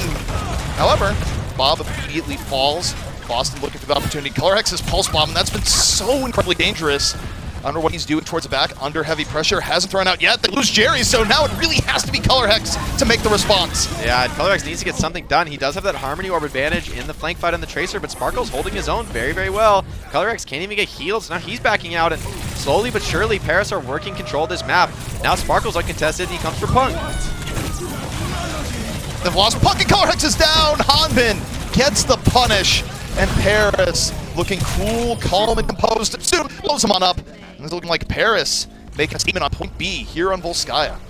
Sparkle's flexibility continues to be an asset for the Eternal. Beautiful work on the Genji, charging up the blade incredibly fast there. Like usually we see the Genji blade being that slowing down the bottleneck really in terms of ultimate economy, right? Like you're waiting for the Nano Blade combo, but usually it's Genji who's like, oh, give me a while. I need to get behind, need to poke a little, need a suicide just to get some blade.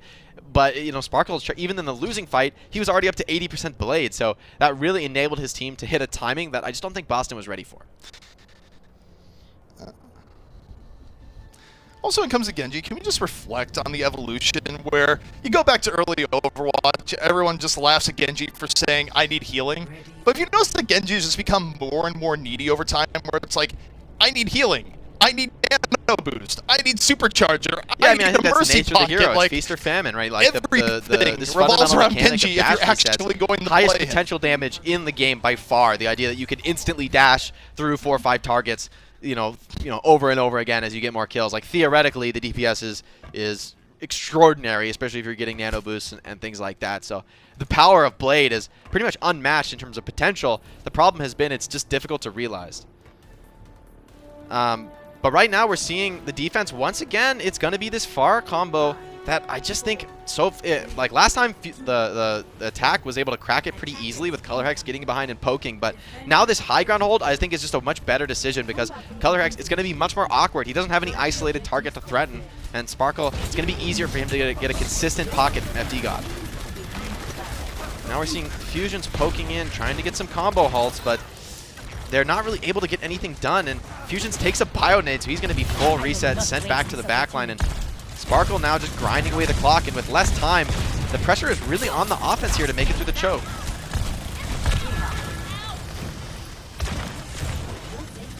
At the same time, we are seeing Soon just poking away with the dynamite on the flank, trying to stay relevant, trying to keep putting out that damage. I love this position from him. Makes Color Hex scared, and ooh, Color Hex. If that's a headshot, he goes down in 1, so he's got to be cautious. As shields are breaking for Boston as they try and move through choke. Like, each time they step forward, it's just punished. Color Hex doing his best to threaten point, do something, but it's not really accomplishing much, right? It's just pulling the attention away from the choke maybe, but if he can't find a kill, it's not really going to give him any advantage. Once again, the stun comes into Fusions, and this frontline pressure has been deadly, but Nosemight, whoa, weird decision to drop down there, gets heavily punished. He's completely away from his team there. I wonder if he was booped or pulled down. I didn't see it there, but now Nano from Fielder potentially turning around. Sparkle does have the Nano. Oh, he's so low. He's dropping low, and he does get burned down, but not before his team capitalizes perfectly on that distraction. So awesome work by the Eternal here, and with 20 seconds left, although they're forced to switch to arguably a suboptimal composition with this Hammond, that's probably going to buy time for Boston to get through the choke a little bit easier without that Orisha shield pressure constantly in their face. But at the same time, clock is so low, so Boston, it's going to be a very desperate dash to point. Color X is going to have to do a lot of stalling, and as I say that, he goes down. That's the crucial hero. You needed him to hold point. Now Hanbin going to deny the touch potentially. Fusions desperately wants to make it to the point, but he just, oh, that's inches.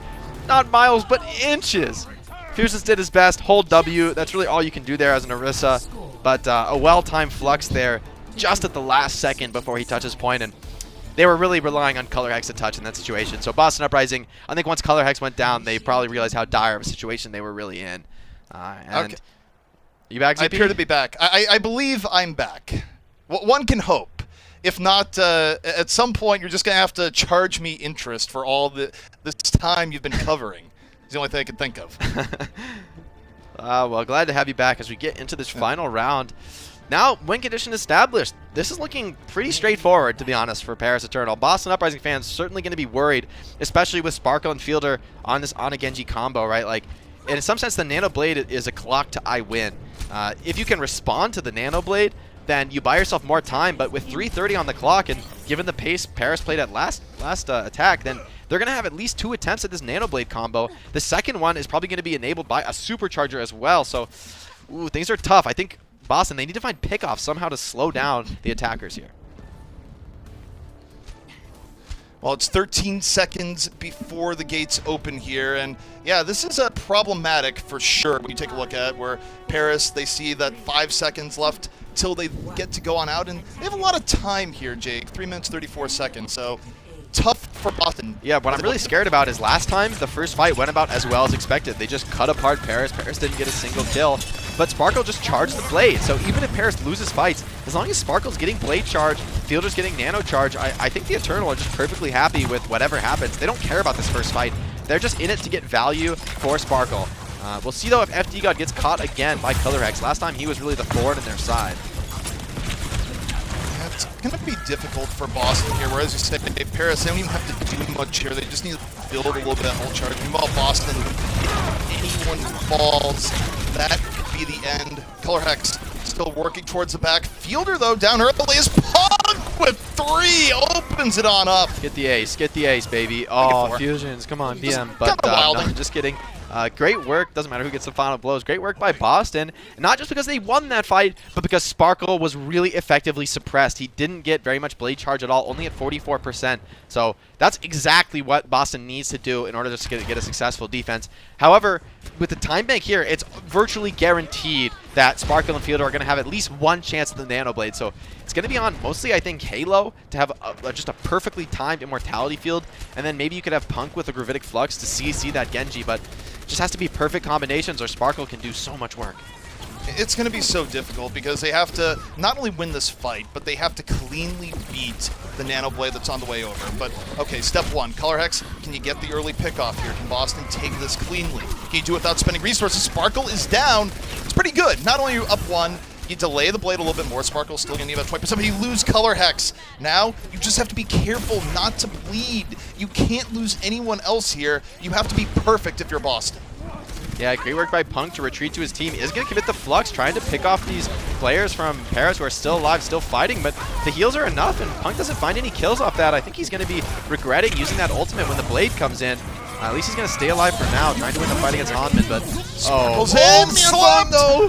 But it already took down 2! I'm not sure if that's going to be enough. It's definitely one way to stay alive here with a minute 17 left. Halo with 2 in the back took down both supports on the other side. Oh. But Sparkle so clean on the dashes, surgical in what's needed. Who needs and a Paris, blade? remember, they only need a 3rd. They get it. And that is going to be Volskaya, Paris taking it. And whew, I have to say, Sparkle's Genji, it's clean. Definitely, and that to me is the mark of a truly great Genji.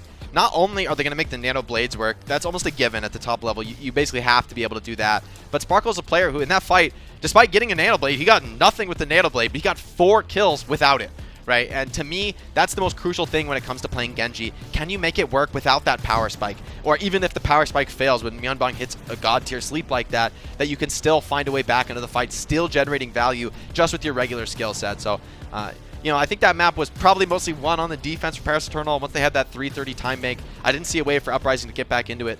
But at the same time, this is still a very close series, right? Uprising was very much in that, somehow managing to make a much better hold than they did the first time around. So I think the mental is strong for Uprising. I don't think fans should be giving up quite yet. Definitely not. I mean, even this being 2-1, it's been a close 2-1, as you say. Boston has shown a lot of reasons to really have supported them here. Punk has been a great addition. And now, as we move forward, as we look towards Rialto, which is going to be our 4th map in the series, we'll see if Boston has what it takes to force a map 5. We'll be right back.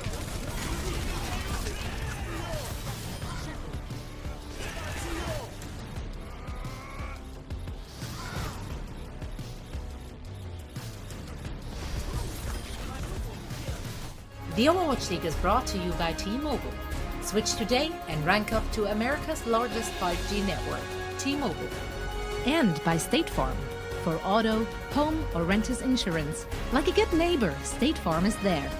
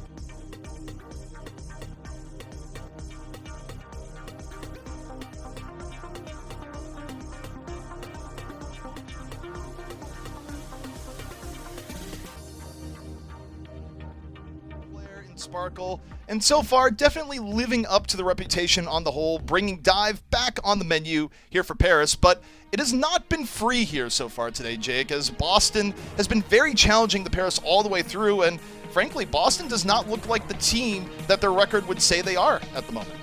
Yeah, definitely not. I mean, the last time we saw these teams clash, it was 3-2 in favor of Paris, and it seems very possible we could be heading towards a similar result, although Paris, they do look upgraded here. I honestly think, you know, a little bit of slip-ups here and there that lost them map 2, but when they're playing Dive, they just look so dominant, so clean.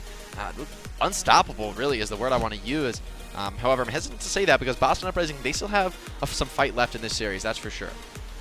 Well, the interesting thing here as we move on to Rialto is that we had kind of the idea of, okay, maybe Paris just wants to be really comfortable with more dive setups, the compositions that have done well for them here today, both on Ilios and the map just previously. But now we take a look at Rialto, and they're swapping Ben Best back in. They're swapping Nico back in. So Paris still has faith in their ability to play a slower style of Overwatch, and they're going to take another attempt on it here on Rialto.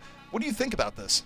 I mean, honestly, I wouldn't call it necessarily a slower style. I think it's just a different way to play fast, right? Instead of playing all these highly mobile heroes, you know, spread out across the map in the form of a dive comp, instead, they're still going to play probably the Orisa Sigma, maybe an Orisa or maybe an Orisa Rhine, given that Ben Best is in. But now you just have that opportunity to speed boost in aggressively on the back of some Mei walls. And while Sparkle started off, I think King's Row a little bit weak, a little bit awkward with those Mei walls. By the end of the map, he was looking really clean, finding great isolations on the Mei, which is really the most important thing you can do on that hero in that comp. Isolate off one tank with a Mei wall so they're an easy pick off for your Reaper. And once he started to do that, then Paris really came alive. So aside from an unfortunate C9, I think Mei Reaper, that's always been the strong suit for Paris historically. So switching one player, it shouldn't really be a change. You know, they should still be great at that comp.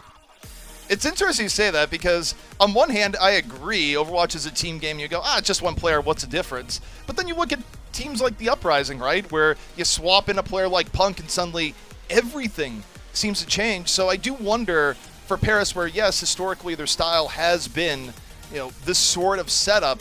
You know, today it was a little bit shaky on King's Row, but also maybe it's just growing pains. Maybe they're going to show that, hey, we can't execute this really well on Rialto. But if Paris is wrong here, Jake, it does mean that we're looking at a map 5. Yeah, you're definitely right about that, ZP. But I think as we go to Rialto, it's also a consideration that dive is just incredibly difficult to execute on this map. It's super wide open, very easy to scout flanks in particular with just a support or something peeking those long angles. You can see the Tracer or Genji coming from a mile away. And especially those long corridors, very easy for a player like Myeonbong especially to sleep a Hammond and set themselves up for a kill. So I do think the Orisa just so dominant on this map that even if you're a team that wants to play dive, I don't think this is the map to do it on. But I kind of like here this combo comp coming out once again here for the defense, right? Paris, they're going to adapt and use that Tracer with the Zen. So you have that extra mobility to punish flankers. You are going to be a bit behind on the raw damage trade, but if you play on this corner, the Mei wall can be more important than any amount of damage. It's going to be Boston on the attack first. We'll see just how they deal the early Mei walls here, where running, okay, they go off the Hanzo early. ColorX doesn't want to play it here, goes back to the Tracer, but the way he's been playing Tracer so far, I don't disagree with it. Yeah, what I do think is awkward, though, is that with Myeonbong on the Ana, no, he is going to switch over to the Zen, okay? I was going to say the Harmony Orb going to give Nico a big advantage in that Tracer duel, but now almost a full mirror match, so it's just Jerry versus Sparkle, Ash versus Mei, but how does Jerry find a pickoff when Paris are going to play defensively around this corner? That halt could help. I like the matchup here for Boston. I think between the two, I'd definitely rate Color Hex a stronger Tracer than Nico's Tracer, where he plays it to an okay level, but it's never been dominating the way it would be if you had a player like Sunin on it. So I think this is favorable for Boston. See if Color Hex can deliver on the matchup. Early wall comes out, and Boston, for now, just going to play it a little bit slow. Yeah, oh, and Sparkle gets picked off by the Dynamite there. Wasn't ready to protect himself, didn't have the shielding, and now it's just going to be a flood from the Uprising. They're charging through. They do lose Halo to Ben Best, but I think everyone from Paris is going to pay with their life here. Jerry's just feasting on them. Yeah, Color Hex and Jerry, plenty of territory to work with there. And now, for the Uprising, this is clear sailing all the way to the apex of Point A, where Paris will be putting out a last-moment contest, but Sparkle has to be careful not to get picked off early. If you lose your Mei before the fighting begins, probably over. honestly, I'm pretty worried here for the Eternal because Ashe is so much more effective in this scenario where Mei, she doesn't have that same corner to play, hold defensively. It's much harder to find a full isolation wall, and that's a beautiful Bob to cut apart the enemies, but Amp Matrix instantly cuts it down. But Bob does not last long in that situation, but Benbest is taken down. Punk already finding angles to work with. Boston still in a good spot, and oh no, Paris can't even keep the contest going. The pressure too overwhelming from Boston, and so far, Boston proving very adept in this matchup. I mean, you lose Orisa like that, it's pretty much destined to lose the fight. Orisa is the hero that you want as a contesting card, so I don't even fault Hanbin for going for kills in that situation. There's no way they're winning that fight if he plays defensively. So he takes the risk, goes for the pickoff, doesn't work out, and now it's time for Boston Uprising to get that payload push going, and significant lead on the Supercharger for Fusions. If Nico can't break the Supercharger, I'd love to see him maybe use the Pulse Bomb on it even, because that Supercharger can end the fight all on its own. Well, Pulse Bomb, Eden. ColorX not going to be getting the stick that time around. Just a little bit clumped together. Meanwhile, Nico, Pulse Bomb, what's it going to be? Just the floor. So Paris not going to get too much off that. Uprising, though, the Blizzard freezing them out. That was great from Sparkle to set up Hanbin. And that's exactly what Paris needed to get some stabilization here in point B. Yeah, getting value off the Blizzard so crucial. And Benbest, though, unfortunately did commit his Supercharger as well, and kind of wonder if that was really necessary. Now Fusion's advantage is totalizing with the Supercharger. And although Paris finds himself in this big open sightline, they don't actually have the same amount of damage that Jerry can bring to the table. This is the one place where Mei isn't really that strong. I mean, she can Mei wall people apart, but Amp Matrix is going to be committed as well from Boston, so I don't think there's any way that Paris can hold these windows too aggressively. Oh, repeat the Amp Matrix. They're deciding they still go for it. Youngbong uses the Transcendence. Boston wants to get aggressive. They like the battlefield. Nico already down. So big advantage for Boston to kick things off. 6 on 5. Mortality field still up. Jerry under bed pressure. Drops the Bob. Paris still pretty healthy here in the building, but they don't have the greatest of angles on the Uprising. Hanbin falls. Punk was able to get away. And Jerry just uncontested from the top. Oh, an insult to injury there with the last-minute headshot onto Nico. That's the player that you wanted to have lead in and touch this card early so your tanks could have a good fight. Now Punk has the Gravitic Flux, and I don't even know if contesting this is wise for the Eternal. Yeah, I think they're just going to give it up there, losing their Tracer. That's a crucial last-second kill. I think when Fielder Trance there, he committed all in and forced his tanks to come to the low ground lest he die alone. But still in that position, it was just too awkward to fight. Jerry on the high ground just cut them apart. Yeah, 4 minutes left for the Uprising, and this has been fast so far. Paris has struggled to get anything going really of note. I mean, take a look at Sparkle here, 92% to a Blizzard. It's really one of their only ways of slowing down this next fight, but Halo taking the initiative, and there's ColorX again! Goes for the stick, but it hits the Immortality field, but not actually on a player. And Jerry working on the outskirts. Boston just taking down every element of Paris. Sparkle still waiting for the Blizzard, and Sparkle under pressure. Gonna be the opportunity, drops it now. ColorX out of the fight. And the Blizzard should be good enough. Yeah, Blizzard is going to deliver consistent fight wins, but the problem is you're not going to be able to charge up that Blizzard very quickly at all. It's going to be once every third fight, most likely. So, although Boston almost certain to lose to the Blizzard, the fact that it's down for so long means there will be a moment here for Boston to take the advantage. Still, though, a few other ults, so it's not over yet. I mean, I think in terms of this forward hold, I think the more fights you can win in this position before you find yourself really holding at the end of the card path, the better in terms of your ult economy going into those winning moments. Yeah, I think Paris has done a pretty good job of just giving themselves some time here. If they can get one more fight win, it'd be even better. And look, they have the opportunity to do that here. One good flux from Hanbin or Nico sneaking to the back. And okay, that's not the way. FD got immediately getting taken down by Punk. Punk's ability to just find these pickups on the outskirts is phenomenal, and now Paris gonna have to spend a lot to try and even this out. Hanbin with the flux takes down Punk. That's a start. He just couldn't get healed in time, and with no Sigma, Hanbin's gonna be free to just chase down these backliners. He's even gonna dive in. I love this from Hanbin. No fear of this aggression. He knows that there's no real threat on his life when the enemy Sigma is down. You really rely on that rock to punish an over-aggressive Sigma. And FD God does commit the drone at the last second, so he might not have it at the very start of the next fight, but still, Paris holding strong, making up for lost time. They lost fights pretty easily, I would say, earlier in the map, but this has really brought things back into a pretty average status here for pushing last. Yeah, and now Boston, you have to really be considerate about the time. You're at 1:50 left. This fight, I think, you take a look at the ult situations, one Boston has to win. They have a whole lot of opportunity here between the Amp Matrix and Supercharger. Open up the Supercharger. Jerry taking his time on setup, perhaps a little bit too long. Finally gets the area, drops the Bob. Bob gets right to the back. Fielder nowhere to go. And yeah, the Bob's already down, but the disruption is great to start things off. And now Boston just muscling their way in, but here comes Sparkle. Blizzard to the back. This could be the killer here and now. Jerry down, the Blizzard freezing things out, and Sparkle a great flank. Man, Hanbin and Sparkle have been a deadly duo here, not in the way we expected, right? On this Sigma and May, it's been working out really, really well for them. Boston, they just have no answers to this hold. It doesn't seem like it matters what ultimates come to bear, right? We've seen a full cycle, Blizzard to Blizzard. That means that despite having some ultimate moments there to find an advantage, they weren't enough for Boston to actually find the pickups to actually progress around this corner. So another Blizzard is trying to seal the deal in terms of ending the map right here. Well, what can Boston bring to bear this time? Yeah, I mean, you take a look at it. I think the one upside here is that they could wait for Myungbong to get the Transcendence. I don't think they're going to do that, though. I think they're going to go for the Amp Matrix, try and take the fight directly at Paris. And so far, Paris kind of shrugging off the opening with the Flux. Doesn't do too much at all. And now Boston, they just use some of their best tools. They haven't gotten anything out of it here just yet. And if Hanbin can get away, that's huge as Nico picks off Color Hex. Disaster for Boston. Oh, winning that flank fight is so painful for Boston. They were relying on him to get some value in, and now Hanbin has an uncontested Flux. Nico also going to be able to attack the backline with no Tracer to attack him in return. So once again, Boston just find themselves stagnating. Like, nothing has worked so far. Paris just don't change anything, and you should be securing this fight. Oh, and all else fails, move forward, use Transcendence, hope for the best. That's what Myungbong is going to do here. Drops the Transcendence early. And now Boston, they need to get at least one elimination. Fielder drops Transcendence in return. And Boston in real danger. It's a tough field of battle. Fielder taking down Halo, and Hanbin just getting so much done on the outskirts. And okay, Punk goes, I'll push a payload. Color Hex, a little bit of work on the outskirts. But I think that's about as far as the payload is going to go. That's actually pretty significant that they're able to push the cart for just a few seconds there at the end of the round. Still some stragglers coming in for Boston, but no way they're winning this one. And but still, getting that few seconds of push, it matters more than you might think. So that's a little bit sloppy, I think, from the Eternal. At that point in the fight, there's no way they're going to lose. Might as well just contest the cart, hold it down.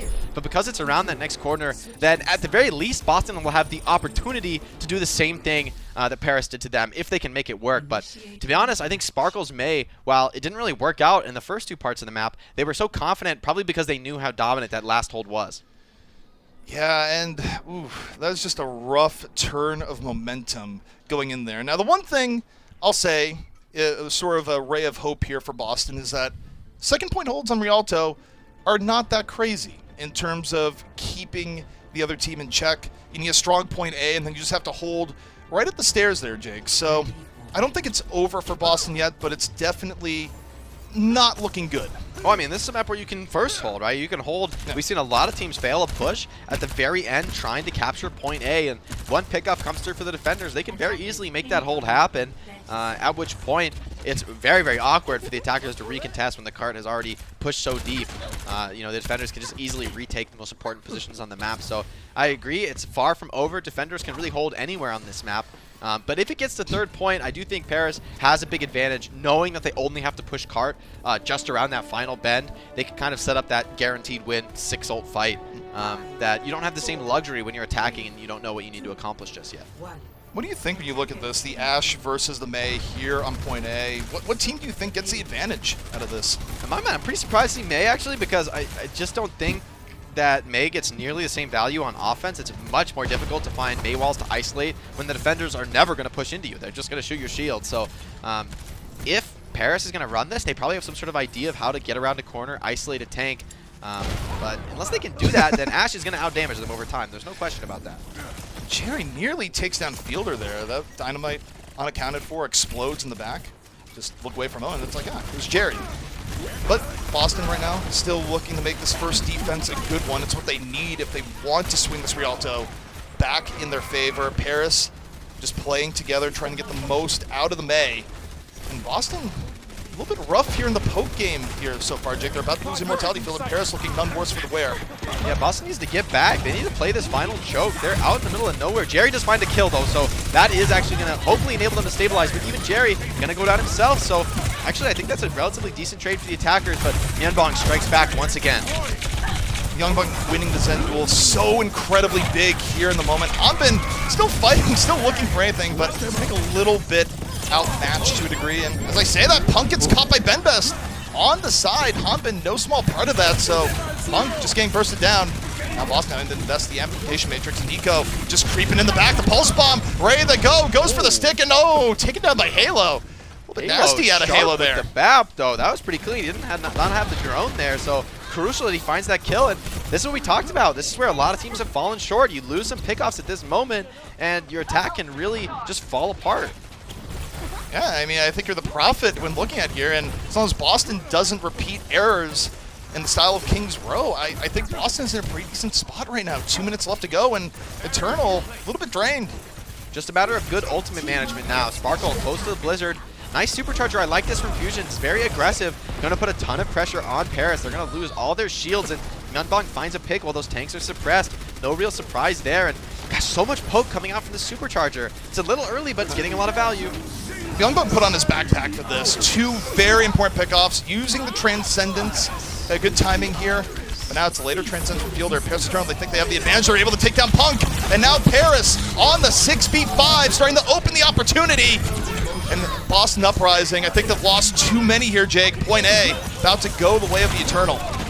Yeah, the better supercharger as well as the amp matrix stacked on top of each other. That sort of stacking of damage amplification is one of the strongest mechanics in Overwatch. I think it's what really makes this Orisa comp so deadly. When you get supercharger, giving you a 50% damage bonus, you get the amp matrix giving you a 100% damage bonus. Things that just shouldn't work end up, blowing people away, right? Orisa gets one-tapped by headshots. It's things that thresholds that no player really knows intuitively because the damage is just so ridiculously amplified. So that's the power of stacking those ultimates. Yeah, I mean, as a player, you just hit a point where you go, okay, don't get hit. If I get hit, I'm probably down, but this is dangerous now for Boston. They need to find a way to rally here on point B. Paris, very close to doing what they need to do to take the entire series, as Boston has to find a way to burn 3 minutes off the clock here on point B. Yeah, no easy initiation here offered for Paris, but Nico's doing a great job being a huge annoyance, constantly pushing this cart, being just a thorn in the side, making his Tracer look pretty decent, honestly. He's not going for the crazy 1v1s, but he's doing his job. He's pushing cart, getting the objective pressure, and that's led Boston to retreat off the staircase position. And the retreat is pretty deadly. They just gave up great positioning. Okay, Hanbin punished by Jerry. The focus fire between Jerry and Myunbong, absolutely fantastic. And now if Jerry can just get one more, that'd be huge. Can't quite get the pick off on the Nico, but that's fine. Punk had it in hand. And now Boston showing signs of life. They're able to retake the staircase, Jake. Yeah, I think what's going to be crucial, actually, I think Boston almost wanted to give up the staircase there. In hindsight, now that I look at it, they're not interested in that position. They're just going to leave Punk there solo to be an annoying hero, one that you don't want to be committing on heavily when Sigma's all by himself due to the way he can eat all your damage if you focus him like that. But at the same time, that gives Jerry a great off angle. So, now Nico's going to switch over to the Reaper, but it's going to be tough. He's going to have a lot of pressure, and now Color Hex relatively unchecked. Yeah, I mean, I'm not even sure they're thinking about Color Hex with how much Punk and Jerry have been doing, and that's deadly. Color Hex is saying in the back, has a Pulse Bomb, can easily delay Paris, and one more lost team fight, and it's not really looking great for Paris. So Paris, they open things up. Amp Matrix, Immortality Field on the stairs. Color Hex goes for Pulse Bomb, and Fusions finds Nico. 5-on-5 though, Punk is down. Look at this, Myunbong's be able to save onto the Transcendence. Bob is out. I think we might be seeing the Transcendence soon. Fusions is down and Myunbong doesn't use it. Uses it after Fusions falls, and now it might be too late. Oh, that's looking risky, but Jerry still finds another kill. He's the savior for this team time and time again, and it seems that this fight's no different. Sparkle doesn't want to commit the Blizzard. It would be very risky to do so far from his attacker spawn, with it looks like no support here for the Paris Eternal. They're still trying to poke it out, and he is going to commit. This is an all-in play for the Eternal. This is where things could go really wrong or really right. Well, Color X is back in the backline, takes down Fielder, the Boston Uprising. They've fully reestablished the Blizzard, essentially thrown away. And now, map 5, can you feel it? Boston certainly can if they can just win one more fight against the Eternal. I feel that it's almost expected at this point. Jerry has just been pretty much unchecked, right? Same for Color Hex. I think the DPS matchup is really awkward here for the Paris Eternal. I don't think May Reaper is a great choice in this circumstance. Even though they are getting the pickups on tanks, Jerry and Color Hex are striking back and actually staying alive throughout the course of the engagement, which makes all the difference in the world here. There will be a supercharger for Ben Best. That could make a bit of a difference, but pretty awkward to use when Boston's playing so defensively like this. All or nothing right now for the Eternal as they try to finish off the series here and now. Hanbin, early flux, Punk Flux of his own to the back. Hanbin extending very deep. FD God has already fallen, and Hanbin finding himself deep in enemy territory. Color Hex does not care. 2 in the back, make it 3. Color Hex exploding onto the scene once more. And Boston, map 5, can you feel it? It's where we're heading.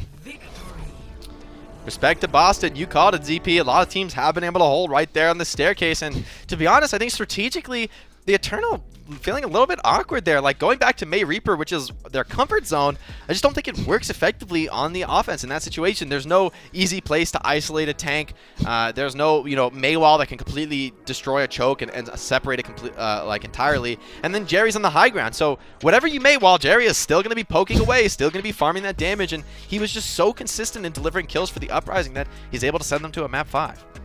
Yeah, I feel like with Punk doing well and Color Hex having the best performance I've seen in a long time, it's given a lot more room for Jerry to work, where I think there were times in the last few weeks where Jerry was just kind of overly focused on because people saw it as the only threat you really had to worry about on Boston.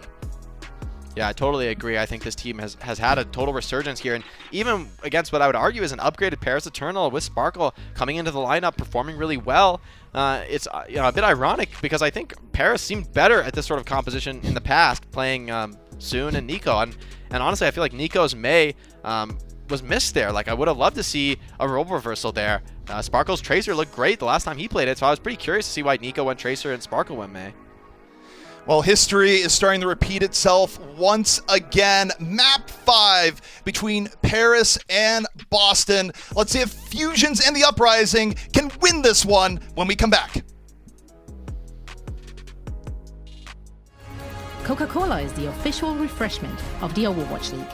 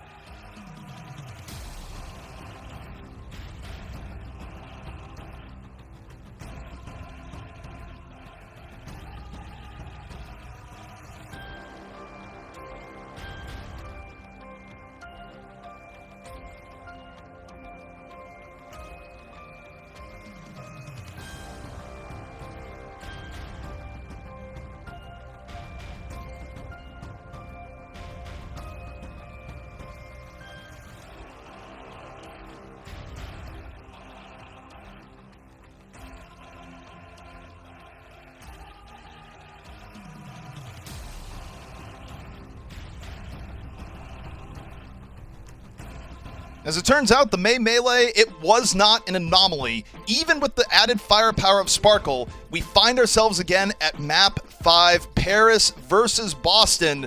And if you're a Boston fan right now, Jake, you are elated. If you're a Paris fan, you're scared.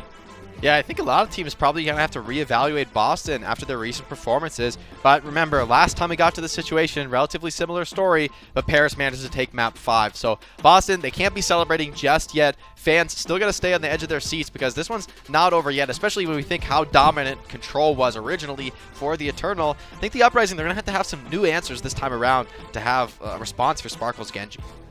Well, I do think we're going to see some new answers this time around because you take a look at the lineup. Yeah, we have substitutions coming in for Paris where they're going back with No Smite and Soon, something that's been a lot better for them when playing mobility heroes. But Boston has a very key difference going all the way back to map 1 where we noted it was a little bit strange that they had Mikey in over Punk given how well Punk had been playing. But now we're in map 5. Punk has not been swapped out, and I feel like it's a good choice for Boston given how well Punk has been playing. Yeah, and I think as Oasis in particular, as opposed to Ilios, is a bit of a better map for the Sigma. More opportunities to get those value damage trades. Not a map really where I think you'd love to play Arisa Ryan all that much. Maybe on the university stage, but aside from that, I'm not sure. On the flip side, though, it is going to be Soon back in, which I actually think is going to be pretty dangerous because with this comp, they can still easily play a Mei-based composition on university, say, but they're going to be really deadly when it comes to the dive. Did feel like Color Hex really dominated, had more success over Nico when they were in that mirror match. But with Soon, I don't know, that might be a different story. Yeah, I mean, I was really worried for Paris in the last map when we saw that from the compositions, they're going to run a lot of Nico on Tracer, where, look, you can look at the resumes of both players. I think Nico is an incredibly versatile player, has some heroes that he is simply fantastic on. I don't think Tracer is one of those heroes. I think he plays it to an average level. He's not really going to lose you games, but he's not going to win you games on Tracer in the same way that Soon will, in the same way that Soon has won championships on that hero. So when you go over the control where you're likely to be playing Tracer, I think putting Soon in, likely to play that hero, it's the best possible choice that Paris could be making here. There's just always a hero that's been dominated by specialists. It's such a unique hero. There's really no comparison in the entire roster. There's heroes that sort of do Tracer-like things, but none of them play like Tracer. She's one of the most unique heroes in all of Overwatch, and also one of the heroes with the highest possible potential. Like, almost nobody is landing a high percentage of their pulse bombs. If you actually landed every pulse bomb, you would win a lot of maps. So having a player who's a real specialist, who's very experienced in using that ability in particular, makes all the difference in the world. But Boston, true to form, they're going to stick with this Orisa Sigma. I think this is wise. This is what's worked for them. But will it be enough? Sparkle's Genji has devastated these compositions time and time again. I mean, it just matters what is the difference of playing Punk here on the Sigma. I do think it limits a little bit of how crazy Sparkle can dive in, but remember, Sparkle's going to be getting all the support in the world, so Boston must have a game plan to win fights when Paris has everything up, and Soon immediately takes down Color Hex. There's the Tracer difference. Yeah, I think this is also a map that it's very hard to anti-dive on. Dive is going to get all the map control in the world. Sparkle uses his cooldowns, but nice use of the wall climb, buying time for the cooldown reset. That's a tip for all you Genji players at home. And right back into the action. Yeah, and Paris, they love the chaos running this composition. No Smite and Hanbin, great coordination. Sparkle there in the follow-through, and yeah, they lose Fielder and No Smite, but it's still very Paris-sided, and they're still in control here. They're fine with the scrappy battle right now, Jake. Yeah, they don't mind it at all. They got the cap early before the fight really broke down, and that just means they're all the way up to 25% control. FD God all the way back to spawn, gonna pick up his spawners as well, so they'll be in position, ready to refight. And now the switch over to Reaper, I see the idea. It gives a lot of DPS, helps you burn down the Winston or the Hammond if they get caught. But I think without Mei, the hero is just a lot less effective at actually finishing those kills. Yeah, and also, I just don't think it's going to be too much of a threat to either Sparkle or Soon, where Sparkle and Soon are just going to have so much room to work around. They only have to really worry about Color Hex from the DPS side. So if Color Hex can bear the burden, that's fine, but this is a tough road for Boston. Nanoblade coming in, ZP. This is the real test for Boston Uprising. Do they have a true answer? And then, oh, that's a rock. Okay. That's something. They get him out for a moment, but it's not enough. You need more options than just that. Halo cut down. Enough damage is done. Yeah, Sparkle's out of the fight, but so are the Uprising. And that's just the deadly thing about Blade there, Jake, is that even if the Genji falls, you get a few good slashes in. Yeah. Oh, that's nice. That's nice. Soon planting his flag, literally and figuratively, and Sparkle over to the Doom. I actually don't like this from Sparkle. I think he should just stay Genji, because even if they lose point, he'll have another Nanoblade to close out with. But hey, they could win 100-0 here if this Doom pops off. I just love how Color Hex acknowledges that, just saying, hey, like, you know, maybe a little bit out of bounds here. I feel like a line was crossed. The Paris Eternal, they do not care about crossing lines, immediately diving in, though. Immortality Field from Halo, pretty decent. It gives the Uprising a chance, but Jerry's down. Sparkle caught him off a punch. And the Uprising don't really rise at all here on this round. Just completely crushed by the Eternal. Oof. fans of the Uprising gotta be a little worried after that round. That's not looking good. Why have you given us this hope only to take it away? The real question here is which stage we go to next, though, ZP. I think that's going to be actually super important to the way this match goes out. Definitely important for momentum's sake. I mean, the problem that Boston has is that, yeah, I don't think Gardens is necessarily great for them, but they have to win it either this round or it would have been the next. So it's just kind of the position they find themselves in when they lose City Center. So Boston has put on a show. They've taken Paris to the limit, but the momentum for Paris on Control seems almost unstoppable right now. I actually really like the Tor pick from ColorX. I actually think this is exactly the hero he needs to be playing. This is like the best anti-dive DPS in the game, maybe second to Mei, but like both of these heroes I think are incredibly strong anti-dive. The instant armor from Torb allows him to survive heroes like Tracer, Winston, and Genji diving on top of him, and the turret is really annoying for these DPS. All right, immediately woken up, so not that big of a deal. For a second I thought we were going to get double builder, but just teleporter to get everyone out quickly. And all right, Color Hex, you've been impressive all day long, but do you have that secret hidden Torb to turn the tide? I think it's less of his ability to like get kills and more just the ability he's going to stay alive and constantly whittle away at these tanks. And a hero like Winston does not want to jump into a Torbjorn with the overload. And for now, you see Paris respecting a little bit more, but Jerry gets caught. Soon was able to punish him. Very much not in favor of the Reaper overall, and Soon has just been on fire. Sparkle finishes the rest, but it was really Soon that set the stage. Yeah, once Reaper goes down, then yes, Torb is still a threat, but oh no, this is painful. Are they farming the turret for Nano? I think they are, so Fielder has Nano now, and Sparkle almost has his blade off the back of that mid-fight.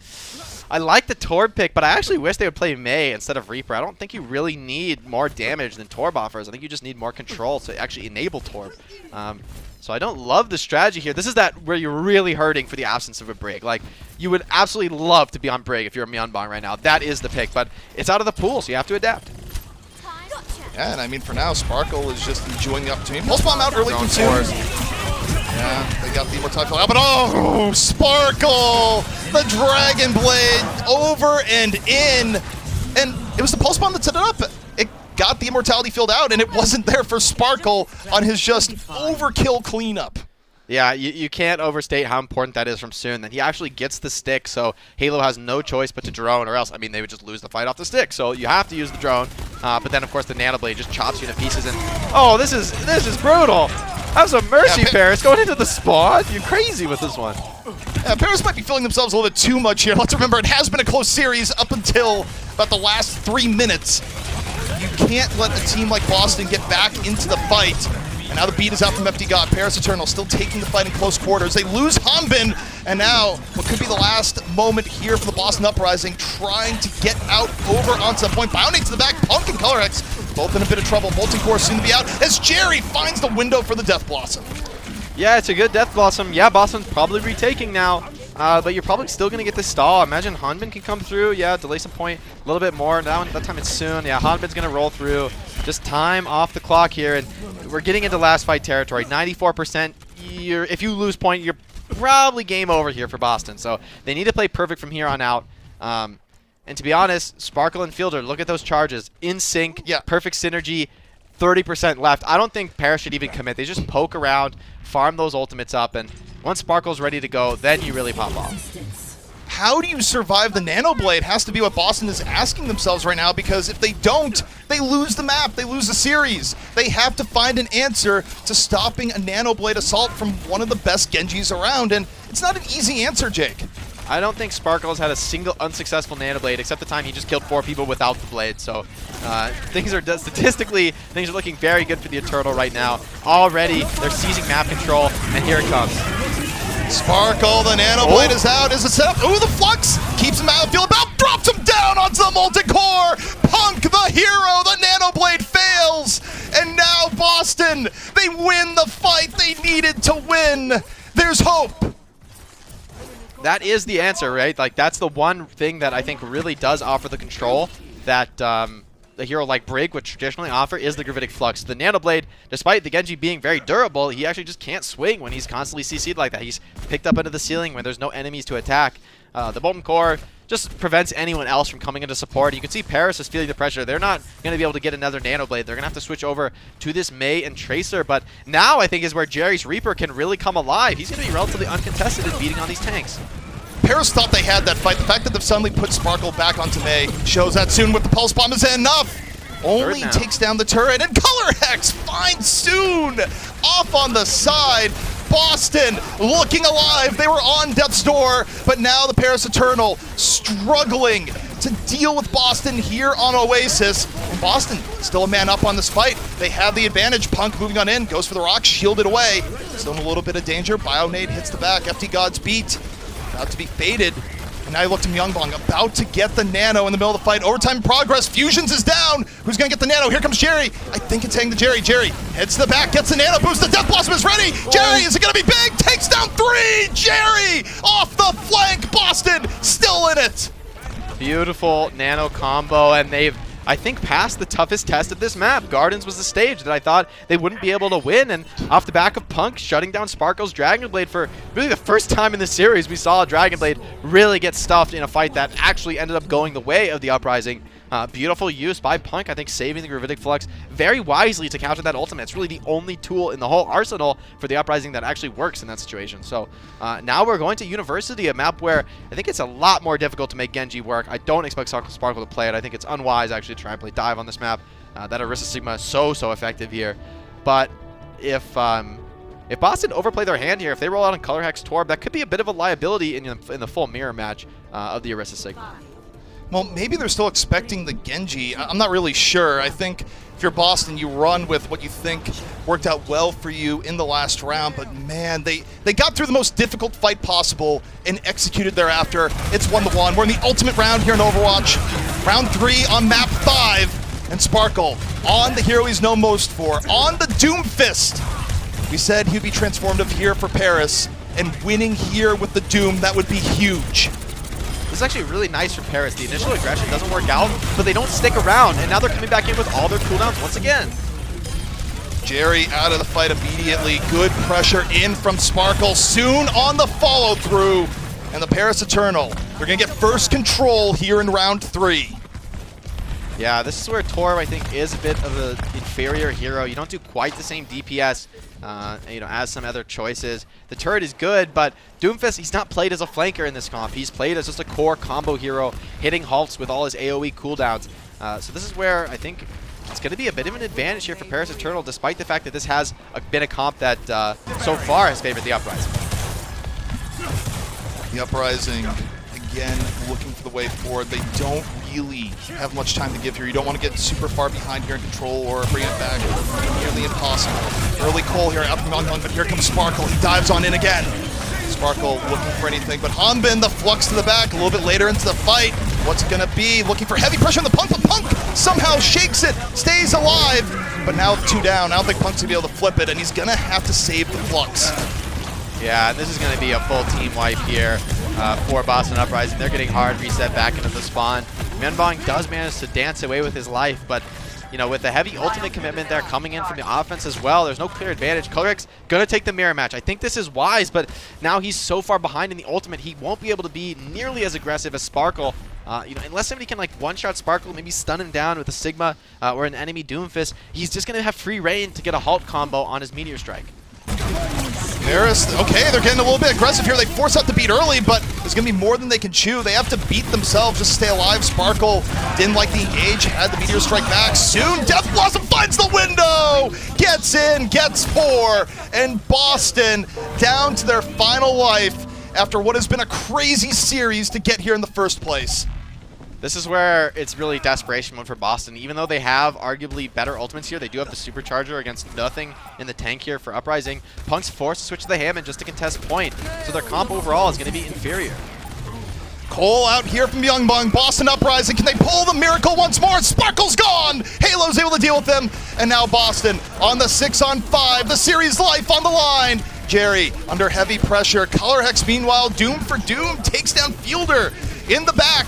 And Boston might not be quite out of it just yet here, Jake.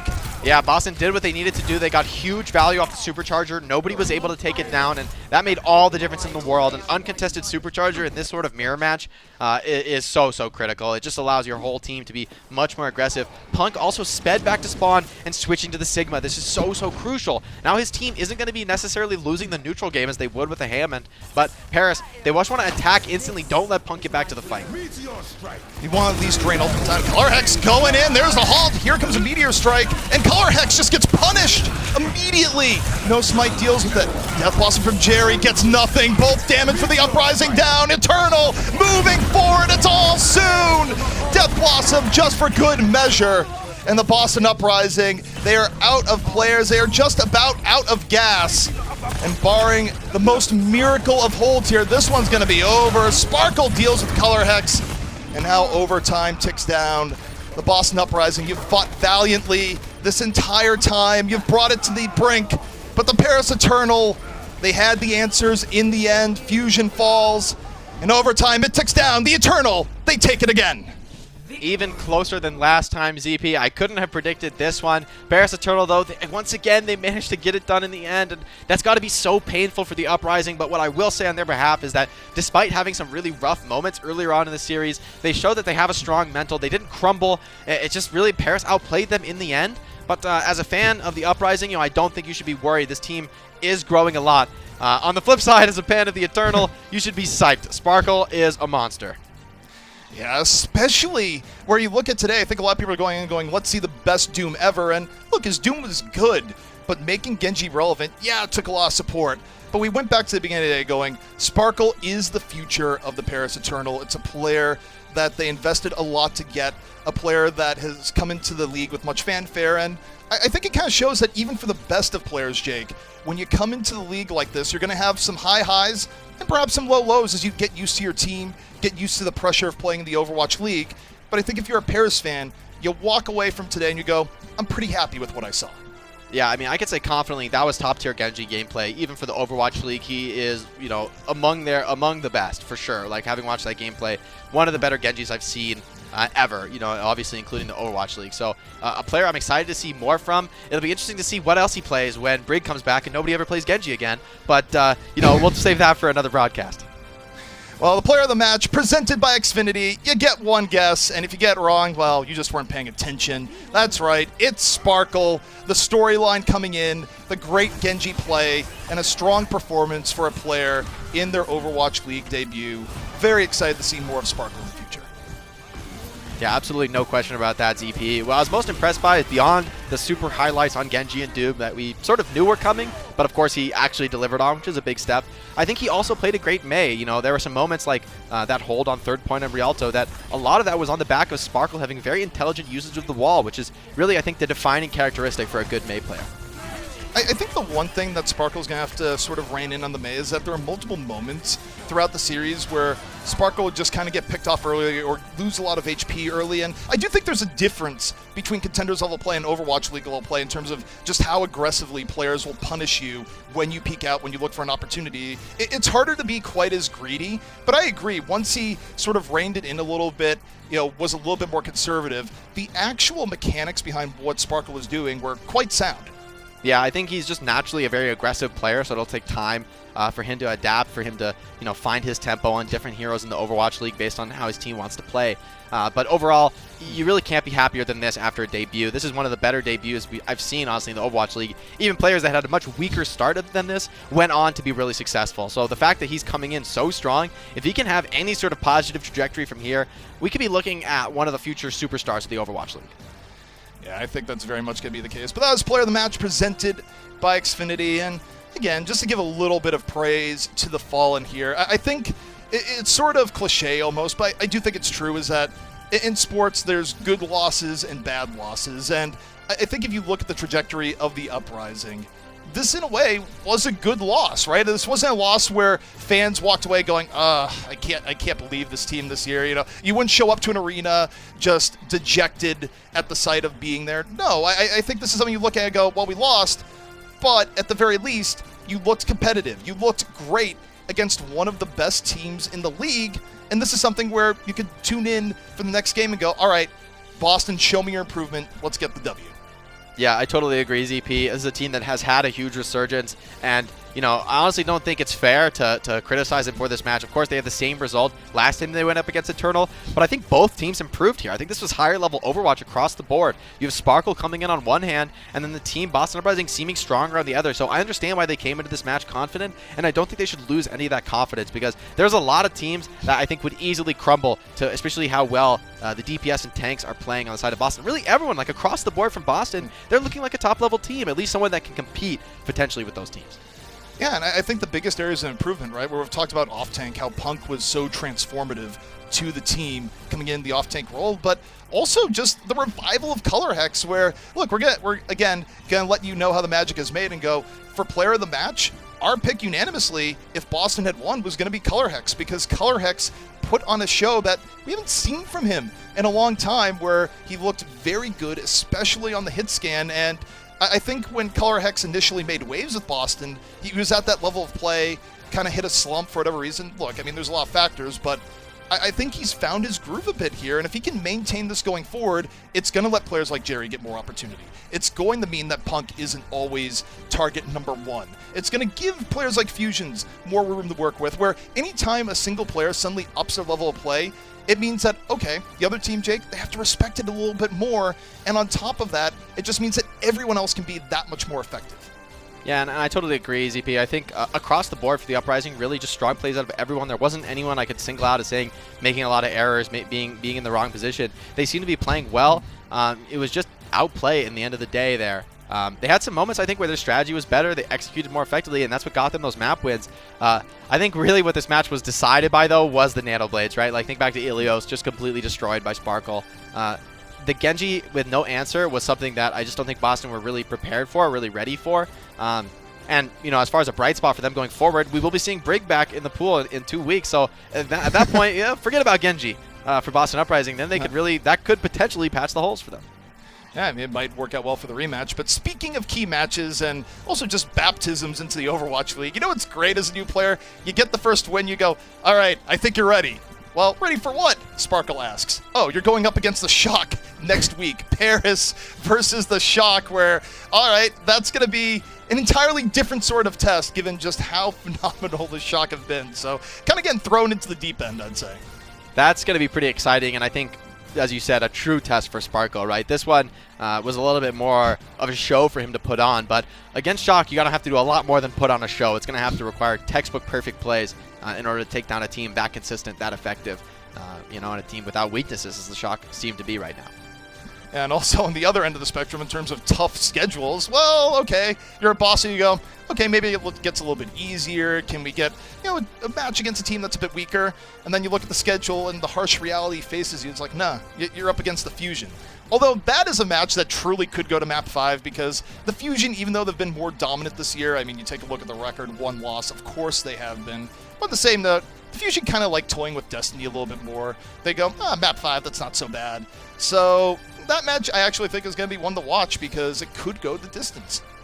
Yeah, this is that point in the season where I think a lot of teams sort of get serious with it. Not that they're not taking it seriously in the beginning, but this is where you start to see what are our paths to playoffs, what are our paths to greater success, especially with the Summer Showdown. It's like, how do we get those high seeds? Because if you look back to the last tournament, it was the top 2 seeds made it to the finals in North America. So I think every other team is looking at these qualifying matches and realizing just how critical it is. Not only solving this first hero pool, but being ready when the hero pool goes away and all the pieces are available, being the most effective team with all those resources, in your selection. Yeah, I mean, you don't just want wins for your regular season record, but you also want wins, of course, in the bonus variety by getting a good placement in the tournament, and it just all sort of snowballs. But we are just waiting for our upcoming interview. That's right, we're going to hear from the man himself, Sparkle, about the victory here today, but it takes a little bit of time, a little bit of setup there, Jake. Yeah, I've watched some clips of Sparkle's stream. He seems like a very passionate guy, really cares about Overwatch, loves getting loud, getting hyped, and I think, on the one hand, that can be, people can look at that in a negative light, but personally, I think that's something you actually really want on a team. You want that high energy player who's going to amp everybody up, make sure that no matter what happens, everybody is psyched, everybody is focused, moving forward to the next map, not worrying about past mistakes. So sometimes that young gun, that young confident superstar can really add a lot to a team, especially a team like the Eternal that has enough veterans, right? They're not worried about that. They have enough experience across the roster. So maybe adding that special spark that only a rookie can really offer is exactly what they need this season. So I think we need some of the inside details here where, look, pro players play against each other all the time. Jake, you might be in the commentary booth right now, but you get around on ladder. If you have the chance to play against Sparkle, and if so, like, what's your scouting report going, I got to play against this guy? What does it mean? I actually played against Sparkle in the Echo Flash Ops tournament, but it wasn't exactly fair because I think he was like the only, maybe him and maybe one other player on his team were Overwatch League players, but a lot of their team was like coaching staff and people who don't like compete at the highest level necessarily, and our team was a little bit stacked. But I remember Sparkle's Doomfist just destroyed me, constantly getting Zarya bubbles at the perfect moment. Yeah, so I think the Doomfist is what I'm really excited to see if we go back to a meta with like some Ryan Zarya Doomfist. That I think is where he could really shine as a player. Playing the Orisa Doomfist I think is just a little bit less flashy. You're basically there to combo halt. And of course Sparkle did his job very well in that sense. I think the Zarya Doomfist is where he can really let his creative and aggressive side really shine. You know, all that sounds very impressive about Sparkle, but really all my brain got out of that was, as good as Sparkle is, he cannot carry coaches and their lack of ability to mechanically execute, even when he's on the team. So, well, look, it's Overwatch. It's Overwatch. There's no such thing as carrying, maybe on like a Widow or something, but, 9 times out of 10, 99 times out of 100 in Overwatch, the fights are decided by team play, by whichever team has better usage of their skills and cooldowns and plays the map more efficiently. So I think that is ultimately what defines a player's potential, right? So for somebody like Sparkle, he can be as mechanically good as he wants to be, but if he's not playing around his team effectively, not using timings well, not waiting for his teammates to force immortality fields, those nano blades, regardless of his personal skill, they just won't turn out nearly as well. So you got to give props to him beyond his raw mechanical ability to use the tools in front of him. He also appears to be a smart player. Like, he's not somebody who's, brash and cocky, going to go over aggressive and get punished. He's consistently playing around the team. So not only is he young and with a lot of potential, but he seems to be somebody who can learn readily. And, you got to give him really props for that, because that's sort of the place you expect a young player to find their pitfalls. I think you touched on a good point there, and hey, we're going to go back and review it because we're just waiting. He's waiting to make this dramatic entrance, but, looking at his entrances in-game with the Dragon Blades, is that one thing that happens, that Dragon Blade, as you say, Jake, doesn't happen in a vacuum, right? Where it's not just a support, you go, of course the Dragon Blade was good. You had a nano boost, you had a supercharger, and everything else on. No. I mean, Genji also needs extra preparation where, if your Tracer can go in, bait out an immortality field, that's a good thing. If the rest of your team can get resources out, so all the things you would like to use to interrupt the Dragon Blade, things like sleeps, rocks, any sort of defensive ultimate, if you can get a Transcendence out, it's even better. If you can drain the utility of the other team, and then just make it so all the Genji has to do is execute, which, admittedly, still a high skill to actually do in the moment, but you want to try and stack the deck in the Genji's favor. So even though Sparkle was executing brilliantly in most of these situations, just gotta look at the setup he got from Paris all the while. Yeah, and I think the most important thing when it comes to Nano Blade is really just that timing. Right? Obviously, the execution is important, but realistically, the execution is only super significant when it comes to getting those huge multi-kills, which, while flashy, they're not the most important thing. The most important thing on the Blade is that you get a quick initial pickoff so that you're able to, whether you use the dash reset to get more kills or to survive, you're able to just snowball forward with the advantage and not have it completely countered, as Punk managed to do one time. But just, the preponderance of the event, right, we saw Sparkle, just the resources were gone by the time he came in with the Blade. So now the wait is over. We've gone on long enough. You've listened to us enough today. We got Zoe with an interview with Sparkle. To the show, and Avala, of course, for our translations. Hello. It's such a pleasure to have you guys with us today. So let's chat. We've all been waiting and anticipating the debut performance of you, Sparkle, for so long. How happy are you with your first ever OWL performance? 스파클 선수 많은 기다림 이후에 드디어 첫 데뷔를 하게 되었는데 오늘 본인의 플레이에 만족 많이 하셨나요? 안 그래도 좀 오랜만에 뛰는 경기라 많이 긴장도 되고 이제 믹스 팀에서 처음 하는 경기라 언어적 문제도 좀 많이 느꼈는데요. 이제 완벽하게 만족하진 않고 이제 리그에 차차 적응하면서 이제 완벽한 경기를 더 보여드리겠습니다. I was kind of anxious because it was a long time game that I haven't played for a while, and it was also my first game in a mixed roster. I'm not 100% satisfied with it, but he says he will try to improve more, and you can see him play even better in the future games. Well, I mean, we've already seen basically a highlight reel of Sparkle, so that makes me very excited for future games. You just touched on it, Sparkle. Speaking of that first time playing in a mixed roster, what's the biggest difficulty you're having? 그 믹스팀 얘기가 안 그래도 나와서 그런데 믹스팀에서 이제 처음 경기를 뛴 거잖아요.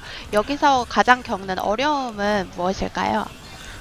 이제 게임 안에서도 이제 세부적인 설명이 필요할 때가 있는데 안 그래도 이제 저희 한국인들이 영어를 막 그렇게 잘하는 게 아니라 그런 세부적인 플레이를 할 때 약간 어려움을 좀 많이 겪었습니다 오늘. There are times where detailed explanations are needed in the game, but of course our Koreans aren't very fluent in English, so even today we had some difficulties where we had to explain in detail, but we couldn't do that, and our play kind of fell apart a bit. All right, and you also just said that you didn't get to play for some time. How much practice time did you have with the team leading into this match today? 방금 경기를 많이 이제 못 뛰어봤다고 했는데 오늘 경기 전에 팀이랑 얼마나 많은 스크림 연습 시간이 있으셨나요? 1시간 20분 정도 스크림을 했습니다. 이번 주에. 이번 주에는 정확하게 시간으로는 잘 모르겠는데 한 6일 정도는 그래도 모든 스크림을 다 뛰어가지고 제가. So he was just saying he got to practice for an hour and a half before the game, but also this week he didn't get he got all the scrim times that he could for this week. All right. Well, definitely a great performance regardless of however much time you had leading into this week. One last question, as you've been sitting on the sidelines watching teams and players play it out in OWL, which players or teams are you most excited to face off against? 이제 리그 중반기 넘어가면서 우리 벤치에 있으면서 많은 팀들과 많은 선수들이 경기 뛰는 걸 보셨을 텐데 어떤 팀이나 혹시 어떤 선수랑 제일 대결을 하고 싶으신가요? 이제 선수로 따지면 이제 컨텐에서도 같이 라이벌 구도를 형성했던 야키 선수 한 번 더 붙고 싶고요. 이제 팀으로 따지자면 이제 필라델피아 퓨전이랑 한 번 더 뛰고 싶습니다. Player-wise, a player who I've always rivaled since Contenders, Yaki, I want to have a match against him once more. And in terms of team-wise, he really wants to play against the Philadelphia Fusion once more. Right on. Let's hope those matches are coming up very soon. Sparkle, Avala, thank you guys so much for joining us. Thank you. Thank you. We're now heading into a very quick break, and then we are back with the second match of the day, Florida Mayhem and the Dallas Fuel.